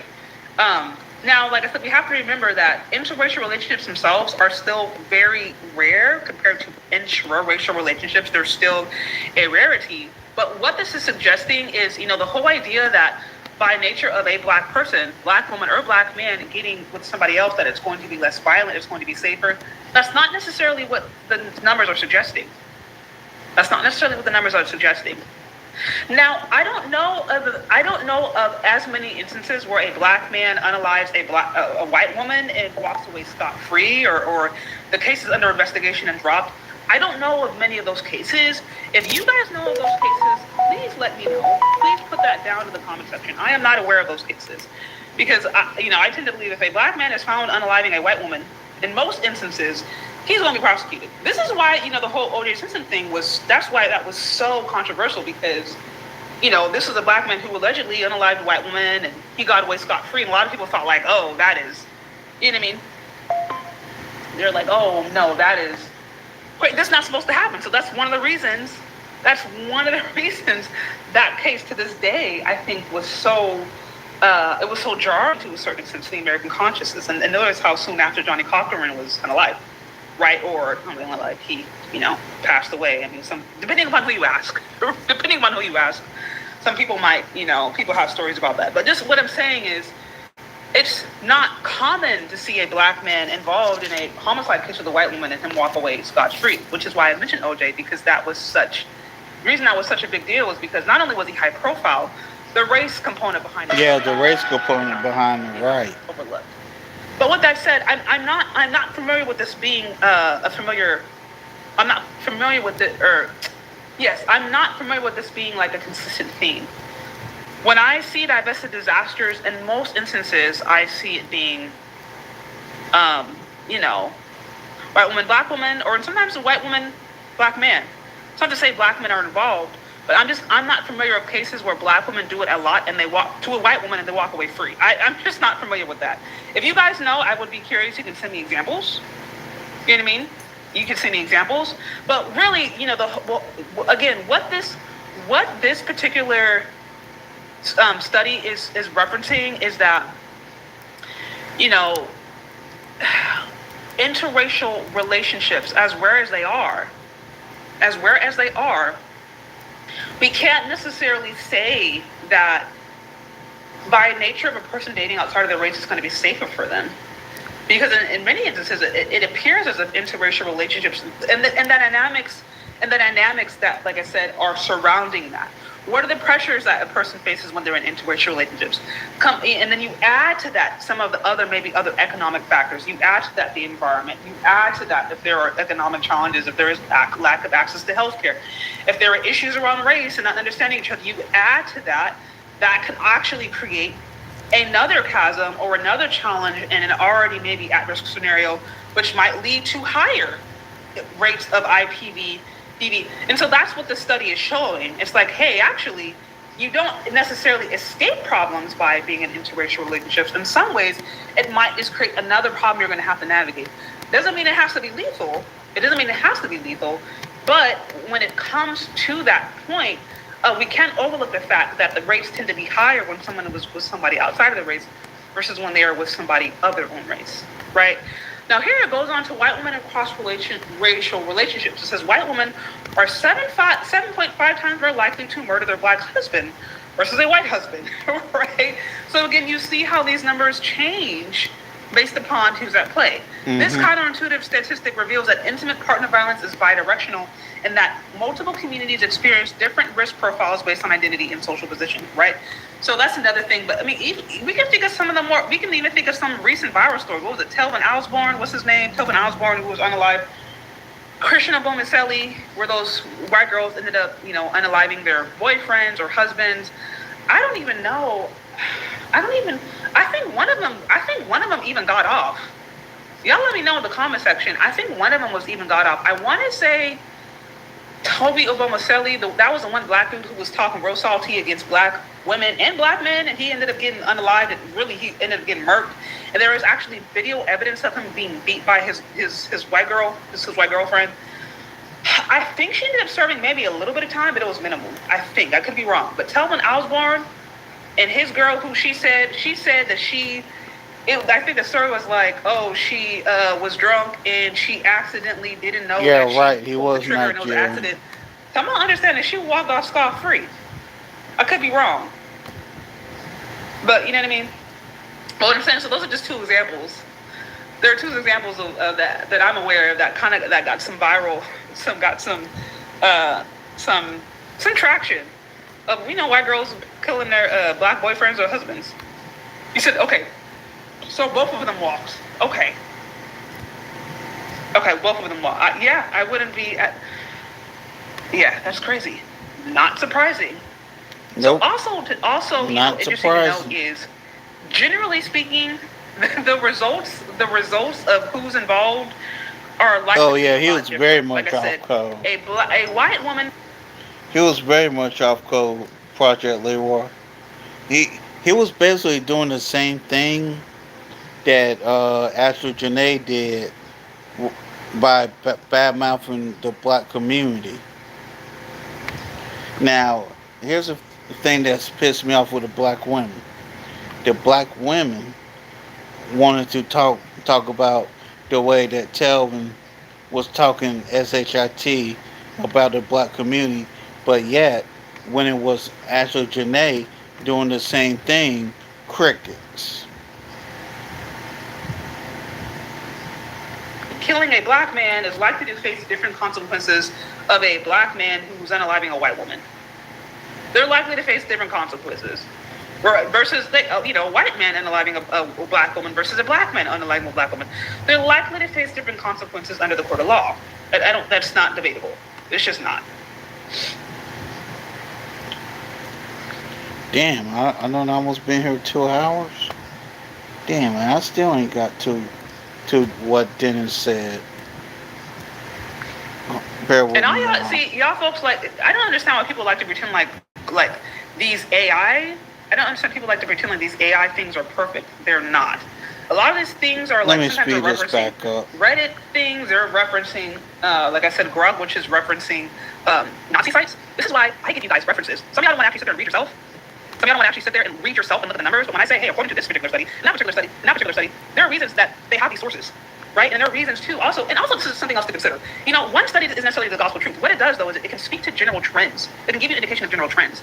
And so, really, what you should do is look at these studies and kind of do like an aggregate. But what I'm saying is, sometimes I think people kind of depend upon AI too much. I think AI is a good reference for research. But anybody who's an expert in any field will find times when AI has been wrong. But there's been times when I've had to correct AI, and they'll be like, "Oh, you're right. Oh, you're right. That's not what I was saying." So AI is not necessarily perfect, especially when you have the numbers there in front of you to let you know. Okay, especially if AI is, like I said, referencing Reddit forums, Lipstick Alley, and a Facebook post. You got to take everything with a grain of salt, and you ultimately have to read. But that's the part people don't want to do. They want AI to do the work for them. That's what they want to do. Anyway, so we're getting through it here, you guys. Like, share, subscribe on the way here. So basically, what this is kind of suggesting again is looking at how racial dynamics, how race plays a role when in relationships. When you already consider the components that lead to a culture of violence, like I said, income disparities, lack of access to healthcare, to clean water, sometimes, or to just healthy food, to clean air, access to mental health services. So when you already consider the components that would make any community violent, and then when you add to that, the social dynamics of race and an interpersonal relationship, then this is what it's looking at. It's looking at, okay, what does this look like when all these things are going on here? And, you have people who are trying to get along in environments that in some ways are actually already very hostile. Okay. So here we talked about white woman married to a black man faces a spousal homicide rate 9 times greater, right? And then we talked about white women in cross relationships. And here's an interesting one where it says, black woman, and again, this is according to the Roberts Research 2015. It says black woman in intimate partner homicide. It says black woman is approximately 10% more likely to unalive a black husband than a white husband. A far more modest differential that suggests different dynamics. Let me slow this down. Yes, a black woman, she is more likely to unalive a black man than a white husband, but it's not necessarily to the rate of what we've seen in these other instances, right? White woman versus black woman versus white woman. It's not to the same. But never. Oh, now let's slow that down. Did Chester say that a black woman is more likely to take out her husband if he's black as opposed to a white one? Interesting. Nonetheless, what these findings do show is that in all of these cases of interracial dynamics, it does lead to a certain extent to more lethal outcomes than if people were with people of their own race. And again, this is to say that interracial relationships are inherently going to be more violent, but what it is saying, because violence itself is still something that the majority, especially homicide, that a minority of people experience. But it is to be aware that the fact that, like, hey, when you add race into a dynamic or into a situation that is already perhaps tense or has these other factors, yeah, that can create just another sense of tension. We can't act like 2026 is like a post-racial society. Race is still very much a real thing. Yeah, some people are able to navigate it successfully and healthfully, but let's not sit here and lie and act like getting with somebody from another race is automatically going to be something safer. So going back to the original question of like, okay, are black women safer with white men than black women? Well, based upon these numbers, no, they're not. We looked at different races here, just for the heck of it, because I had it there. But if we go back to the initial question, they're not. That's not necessarily what the data shows. It's just not true. On average,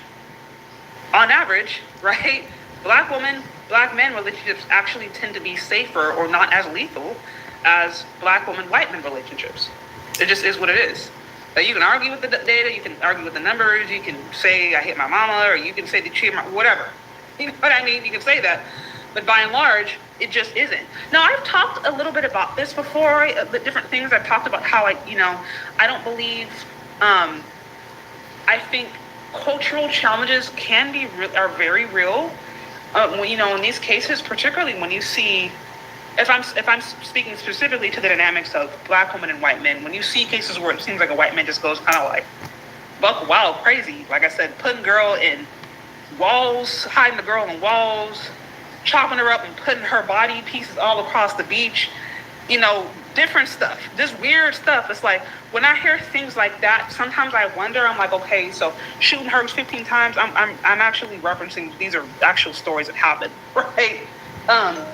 When you hear things which is like, it seems like this guy cracks, I wonder sometimes if it's just like, okay, so when we think about the way in which black women are acculturated and the way in which maybe white women are acculturated, or just the cultural differences, I have to wonder how much of those cultural clashes they run into when they get together. Because black women are not acculturated to deal with white men. They're not. And white men are not generally acculturated to deal with black women. They're not. So when they come together, there's going to be some cultural things they have to work through. And how many white men are used to black women's mouth? How many white women are used to that? And so I just wonder how many white dudes crack because they're just simply not used to the way in which black women talk, particularly when they get mad. A black woman can do a little cute swirler, divester, sweet, submissive voice for a bit. Mm-hmm. But if she's really about that life, if she really got what y'all call some Keisha energy, if she's really a Keisha, and you get Keisha, then she's gonna drop that whole swirler facade real quick. What does a white man do? Particularly, you're talking a successful, high-value white man with any kind of status who's used to being respected or treated with a level of respect. And anyway, what does he do when Keisha starts popping off at the mouth? How does he deal with that? So I just wonder that sometimes. Again, these are questions. I'm not saying that this is true. These are just purely my thoughts. I am not. This is purely what I'm thinking randomly. This is not, statistically connected to any of the sources that I just showed. That's just something that I have as like a backdrop when we're talking culture.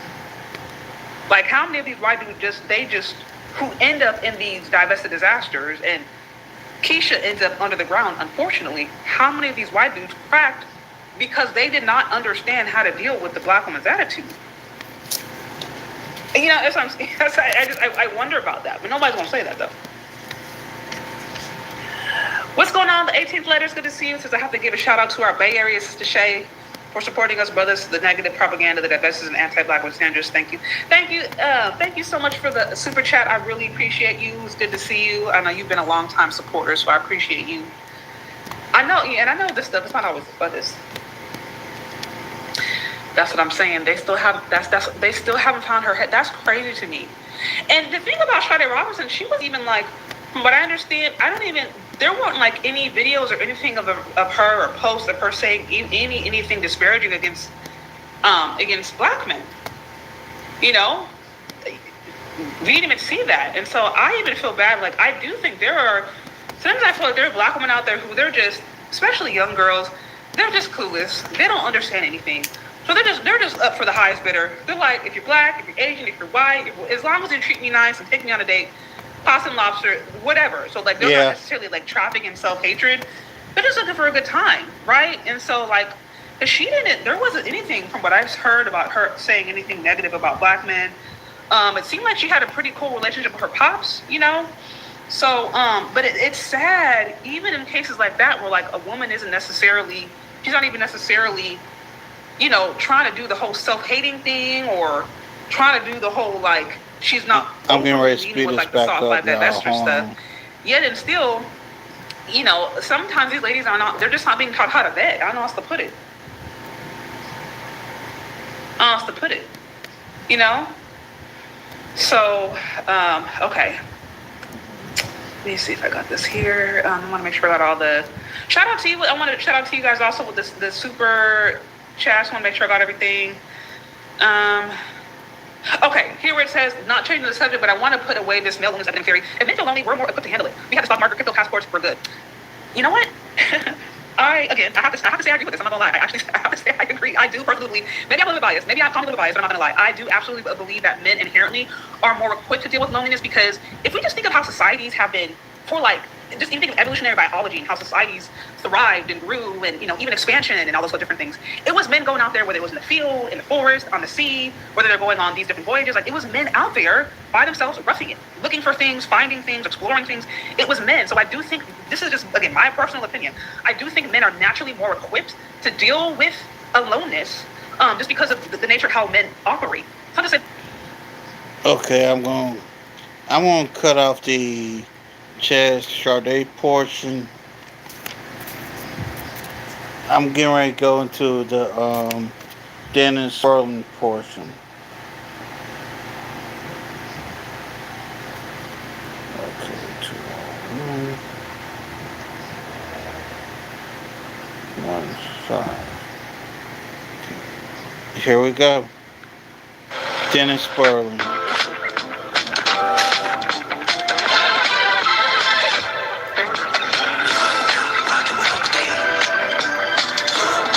What was he saying, Project Leroy?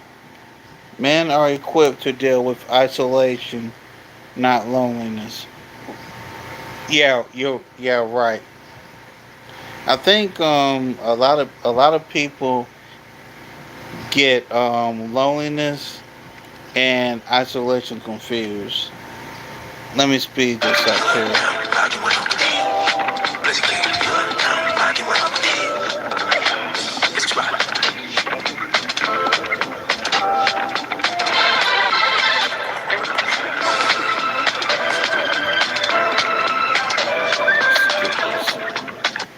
Military veterans unaliving their wives because you don't like the outcome or the possible outcome of a court procedure. It is what it is. You married her. You are the one who signed the documents and married her. Some of the best advice I got from was from my family lawyer when I was going through my first divorce. It was 2010, and I'm on the phone bitching and crying and complaining to him, but man, you go get your house, your car. He said, shit, realest thing I ever hold. Cool, brother. You about 70 years old. He said, look, man, you married her. I'm just trying to get you out of it. And I said, damn, you're right. You didn't have to walk your black ass down the aisle. You didn't have to sign off on the paperwork. You didn't have to fuck that bitch and get her pregnant, did you? Excuse my language. But you did. You made dick decisions. And you made ego decisions, and you wanted her, and you got it. And now you bitching and complaining because now you got to go to court and pay child support. You mad because you got to go to court and your house and car, the little image that you had of yourself is torn down because, you know, in your world, you failed. I've been there before. I know just how you feel. I know how you feel, fellas. A lot of you brothers who, you know, especially go to college, you do everything the right way, right? You went to college, you paid your bills, went to the best schools you could afford. You passed all the tests. You worked your way up through this system, and now you finally arrived. You say, "Well, let me go ahead and settle down and get myself a wife and have some children," and I've made it. And then 5 to 7 years later, you realize, damn, this is a lot harder than I thought. And because you've never actually been thing in your life, and because you have this fantasy about what marriage is supposed to be like and what your wife is supposed to be like, now you unhappy, and she unhappy, and you unhappy because she unhappy, and then she hits you with the divorce papers. Again, fellas, I'm talking to men. I understand women have their own issues. I get that. I understand that. There's plenty of people on social media that the women can talk to. But this is a conversation between us because we are the ones over the past week that have unalived 4 black women. We are catching a lot of flack right now. This is not a good look. You understand what I'm saying? This is not a good look at all. And it's not just the Pookie thing. So you tried to disavow that cat down in Louisiana because he apparently, I mean, and this is new information to me, this cat got 3 by 4, he got 2 kids by 1 woman. Another, he got 5 kids by 1 woman and another 3 by another one. He just moving them out, moving. Well, yeah, it's a Pookie and Ray Ray situation. Well, okay, well, what about former Lieutenant Governor Mr. Fox? What about this brother down here in Florida, this doctor? One line that clearly they weren't Pookies and Ray Ray. I'm talking about medical doctor. It's a bad look. Yeah, he it's was. A horrible look. And when I look at this, I'm like, well, damn. He was simple. What's going on? And then I have to look at black men. I said, well, what that ain't normal. Damn, and he was a military dude. A lot of you black men who grew up in the 1990s and the 2000s, you're now coming to prominence. You're getting money. You got married a couple years ago. Well, I'm not gonna be like those guys. I'm not gonna be like these old men from the. Yeah, okay. You're not gonna father a bunch of children all around, and you're gonna try to stick with a woman and have one woman. And then you come to find out, well, damn, she's not an angel. She's a human being, just like everybody else. She's not perfect. Hell, your black ass ain't perfect either, are you? Are you? You said some harsh words, haven't you? Probably got some head in your conference room from a woman. Yeah, unfortunately. You're not perfect Simps will crash out. I'm just saying, fellas. Both of y'all are imperfect. You deserve each other.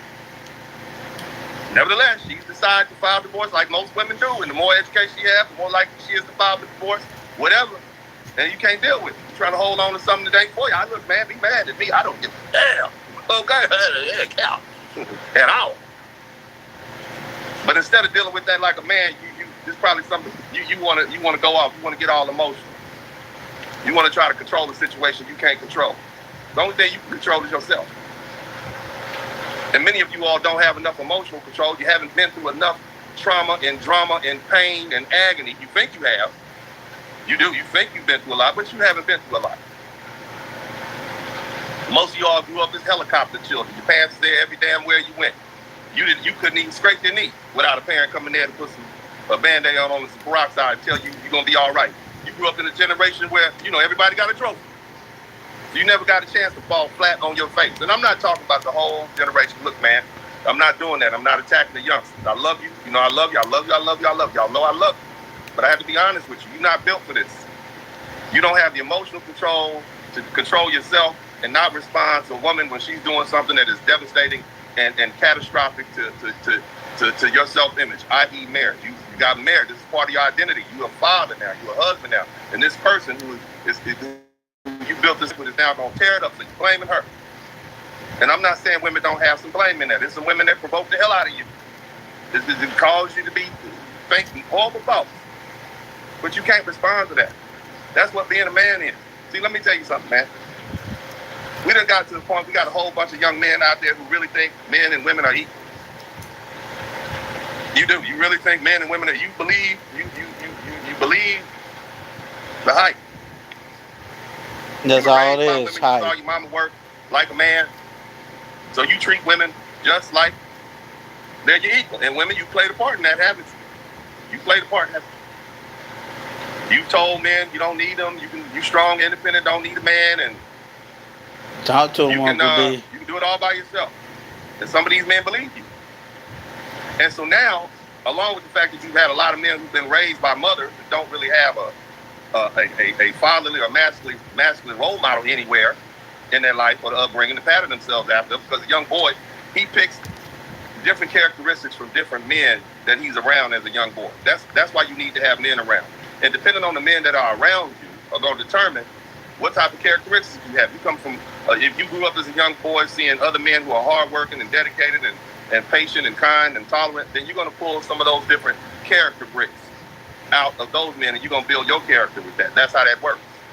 So if you don't have any men around, then what's gonna happen is you're gonna take your character bricks from the women that are around you. That's the next available guess. And I'm not saying that some men, they have mother and father, they pull from each, but like most of them, pretty much pull, they grow up pulling their character and bricks and their impressions of what manhood is from other men. That's why football coaches, uncles, older cousins, big brothers, teachers, that's not just football, but all kind of coaches. That's why these people are important. Because young boys pull their characters from those men. So if you grow up and you watch your mother resolve issues, the way a woman typically resolves issues, that's how you're going to resolve issues. So you basically are a man. You have a man's body, and you have a female coping mechanism. You have a female conflict resolution program in you. So you get emotional and you lash out. And I'm not saying all men raised by single mothers are like that. That's not what I'm saying. What I'm saying is, largely, you have a generation, 2-3 generations of young men who have not been taught to control their emotions like a man would. That's what we're looking at right now. And so now when you get a situation with a woman who you think she's equal to me, this is what society says, you treat her like a man. You want to unalive her because you want to beat her. It's a contest. And yeah, they got a lot of women who want to compete with men. I get that. And that when you're in a relationship with a woman, she's highly educated, you're highly educated, she wants to compete with you, even on the lower level. People who are uneducated, you a Pookie, she a Shanae. Y'all, she's trying to control you, you don't want to be controlled. Even if you cool with being controlled for a little while, you're still a man and you're going to against it. But what I'm trying to say is, you don't know how to just walk away. See, I come from a generation where men say, look, man, just leave, man. And we looked at those men who did that as horrible that. We never understood why those men just left, did we? Sometimes, I know it's hard to hear. Y'all don't want to hear this, right? If you talk to some of these older men, it's a hard truth you're speaking right now. Why did you leave, my auntie? What happened, granddaddy? Why did you leave? Now you understand why. They left it all. They left the house. They left the kids. They left everything. They basically said, fuck them kids. Somebody in the chat room, I can't look at all these. I'm trying to look at all of these. I don't want to mess around and push these buttons and mess this up. But yeah, that's how they basically went. F them kids, F the wife, F everything, and they left. All right? And they got up out of there. Because it just wasn't worth the fight. They didn't want to deal with it. You understand what I'm saying? And now the older you get, you start to understand why those men had that perspective. But again, I've never heard of these older generations going in and unaliving their whole family because of a divorce proceeding. The reason divorce costs so much is because it's worth it. Fellas, you got to look at your divorce. Maybe I should just, let's try it like this. And I'm going to say this too. Divorce is nothing but business. Nothing more, nothing less. And a whole lot of people done got rich off of it. Think about it like this, man. There are 4 billion women on the planet. When your woman files a divorce from you, she is basically giving you your freedom papers. Somebody type freedom papers in the chat room. Somebody type freedom papers in the chat room. When she gives you, and this here's my personal opinion, in today's time, marriage, in my personal opinion, is a giant waste of time. Your papers, you are now free. You're free to come and go as you choose. You're free. You can leave. You're not losing anything. You're gaining your freedom. Why not? Let's think about it like that. Because a lot of you men are under their pressure. You losing that. Your identity is not wrapped up into what you have or your marital status. That's not your identity. You're a man because you're a man. You were born a man. You were born a boy, and now you're a man who happened to get married. Yep. That's a legal process. And the reason it's a legal process is because marriage is a business. And when talk to him, Uncle D. Marriage is a business. You don't unalive that person. That's crazy. Crazy as damn hell. And then the rest of society is set to try to figure out, well, what happened. If they look so perfect on paper, all those relationships, the ones that just looks good on paper, they are, what do y'all call power couple? Somebody type power couple in the track room. Power couple. Power couple. We want to be goals. Somebody type relationship goals in the chat room. Right? Relationship goals. Isn't that what you want? And come to find out, they hate each other. They hate each other. So fellas, this is not acceptable. You can't take it out. And let me tell you something else, man. When you really start looking at some of these stories, and does it sound good? Does it sound good? If the sound is good, hit the number 1 button. If the sound is good, hit the number 1 button. Because I want to really get down to it, fellas. I tell you guys all the time, don't cheat on your girlfriend. Don't cheat on your wife. Fellas, don't cheat on your girlfriend. Don't cheat on your wife. I know what Kevin Samuel. Now, y'all want to solve that problem of cheating? Here's my opinion on how you solve that problem of cheating. Free agent lifestyle. And that's how you solve that problem. I know. He said, man, shout out options, to Coach Greg Adams. Options. Well, I'm one of the high value men that he talked about all the time. Aren't I? You can go back to Kevin Samuel's podcast and tell you that I am one of those high value men that he talked about. So I'm going to take an opportunity to change my friend's, add some caveats to what my deceased friend said. I love my brother. I appreciate him. He's the reason that I was able to, I decided to get married again to my wife. I'm on number 2, okay? I had not planned on getting married at all. You understand me? I was like, hell no. No. Nevertheless, I joined this little group, and next thing you know, I done found somebody. Oh, Lord. Oh, man. Rest in peace, Kevin Samuel. I disagreed with him when he said men should exercise their options. And I'm the high value man. One of them that he talked to. When he talked about high value men, he was talking about people like me. He wasn't talking about all y'all. Some of y'all think, oh, yeah, man, these rules don't apply to you. And I'm telling you, whether you're Bill Gates or Donald Trump or me or anybody else, cheating leads to bad things. Cheating leads to bad things. Number 1, let's start here.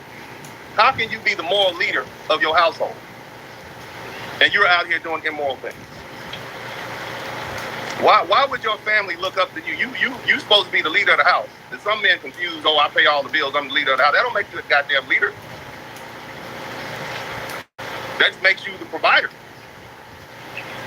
The moral leader of the house has to lead by example. You can't. Facts.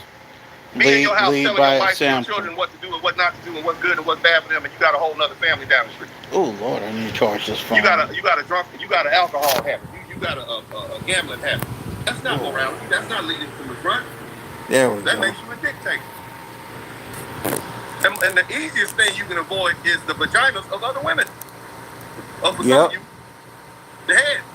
You understand? Just don't do it. If you feel the need to have a side chick or another woman, just get divorced. Kindly tell your wife, look, I don't think it's gonna work out. I'm gonna go ahead and move out. I ain't shit. I'm a low life. I ain't shit. I love vagina. I gotta go. And let that woman be about her business. And you just move on with your life. You were not supposed to get married in the first place. You are not prepared to play the game.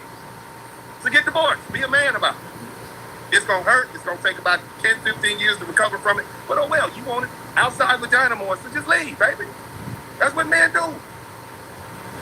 Because see, what happens is when you start having sex with women that are not your married life, apparently like what the gentleman did, the lieutenant governor, those sexual assault allegations or whatever. One of those allegations happened at the Democratic Convention in 2004, 2005. This man was married at the time. He was married to his wife, Dr. Spurling. And she stayed with him. Mm-hmm. At that point, he lost all the moral high ground in that relationship. Yep. It was embarrassing to her, I'm sure. It was degrading to her. These people had met in college. So it was his penis that led to the destruction of that marriage. I'm sure she has some stuff going on with her. Nobody's perfect, but goddamn, you getting head at the Democratic National Convention, sir. You supposed to be down here. You this prominent lawyer, you know, and I'm the doctor, and we look good on paper. You down there getting your balls moisturized by some Democratic representative. And now here we are in 2026, and I'm ready to get a divorce. And you mad at me? I should be mad at you. I've been mad at you for 20 years. And some of you all right now out there listening to me, no, you wrong for that, man. That's what you mean. We have options. Your black ass don't have options. You are not a high value man, brother. You don't have options. Kevin Samuels reserved that for high value men, and I'm telling you, as a high value man, y'all don't do it either. If you poor, let me tell you something. If you make less than $250,000 a year, in my opinion, you are not a high value man. Your ass is barely making it. Period. And to challenge me on that, you still poor. The $250,000 a year you make today was about 100. It would be the equivalent to 100,000 about 10, 15 years ago. You barely making it on $250,000. That's gonna barely cover the car note, the house note, and child care, and insurance, and all this other stuff they throwing at you. Have you seen the price of eggs? You're poor. So all those rules that apply to high value men, they don't apply to your black behind in the first damn place. Yo, Paul. I'm sorry, I just had to do that. Respectfully. And more importantly, even if you are a high value man, you don't want to allow that immorality into your relationship. You don't want to let them demons in the door. Because no matter what you think, no matter how you feel, yeah, you got away with it, but did you really? Because now you're thinking about it. You done smashed this other broad on your little business trip, right? You smashed this other broad that's not your wife on this little hanging out with your friends at the bachelor party and whatnot, and you still thinking about that. So even your belief in your own morality is now shaken. So now when it's time for you to be authoritative and tell your family members, hey, this is not acceptable, that's not acceptable, you're hollow. You can say it, but you don't even believe it. And that comes across. People know when you're being dishonest with yourself. The spirit, the soul speaks to other people, man. Now you just look, you're a hypocrite to yourself, and that's the worst hypocrite to be. A hypocrite to yourself.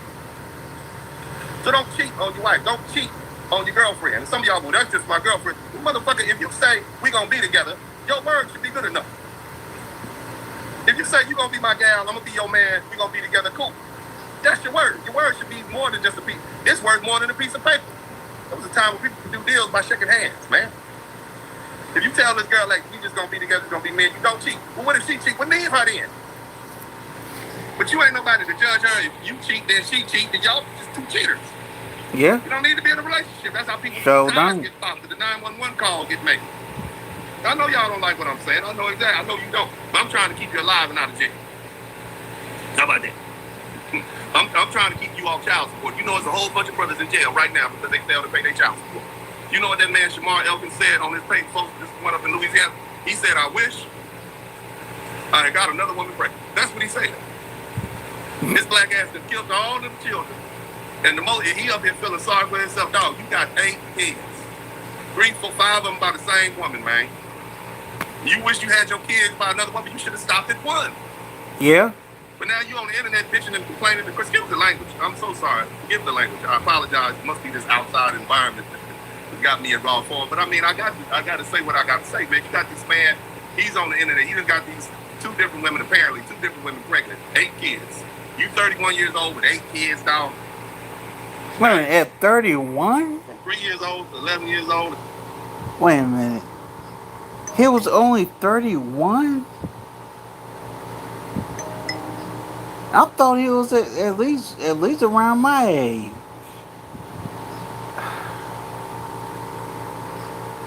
Here's something I don't understand about the new generation. Y'all are aging pitifully. Some of y'all will be 25 and looking like you're 45. Y'all be looking pitiful as shit. You was married this woman and now you on the internet complaining about who y'all got. You what, that dude didn't have no mental issues. These are not mental issues. I know plenty of people with mental issues. I know plenty of people with PTSD. Hell, I grew up as Generation X. Everybody around me, all the men around me had PTSD from a real war, Vietnam. Okay? They were full of PTSD. You understand? You ain't crazy. You knew just what the hell you were doing. You was still fucking making kids. Excuse me, I'm sorry.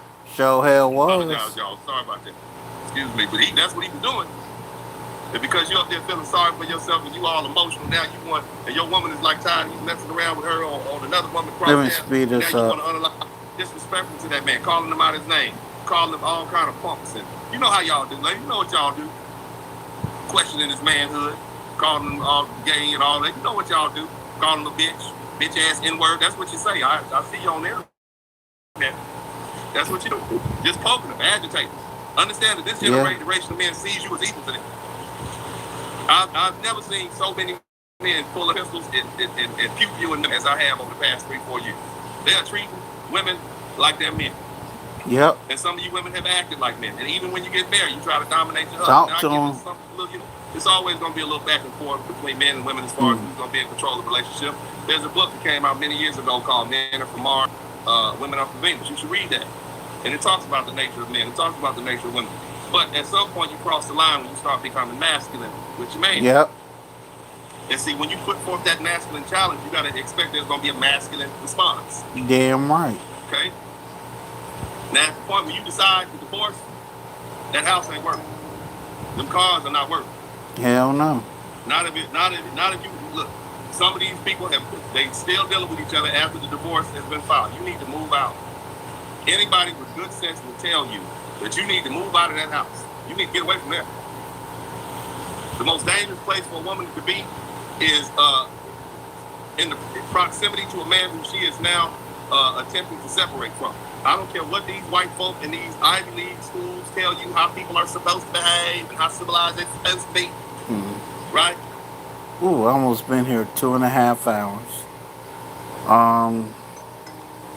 I'm gonna go ahead and cut this off right here. I may revisit this conversation again. I don't know. But anyways, I'm going to cover this conversation right here. Thank you to Project Leroy. Thank you to Messy Machon for being here. Y'all have a good evening. Peace. Oh, like, share, subscribe. Peace.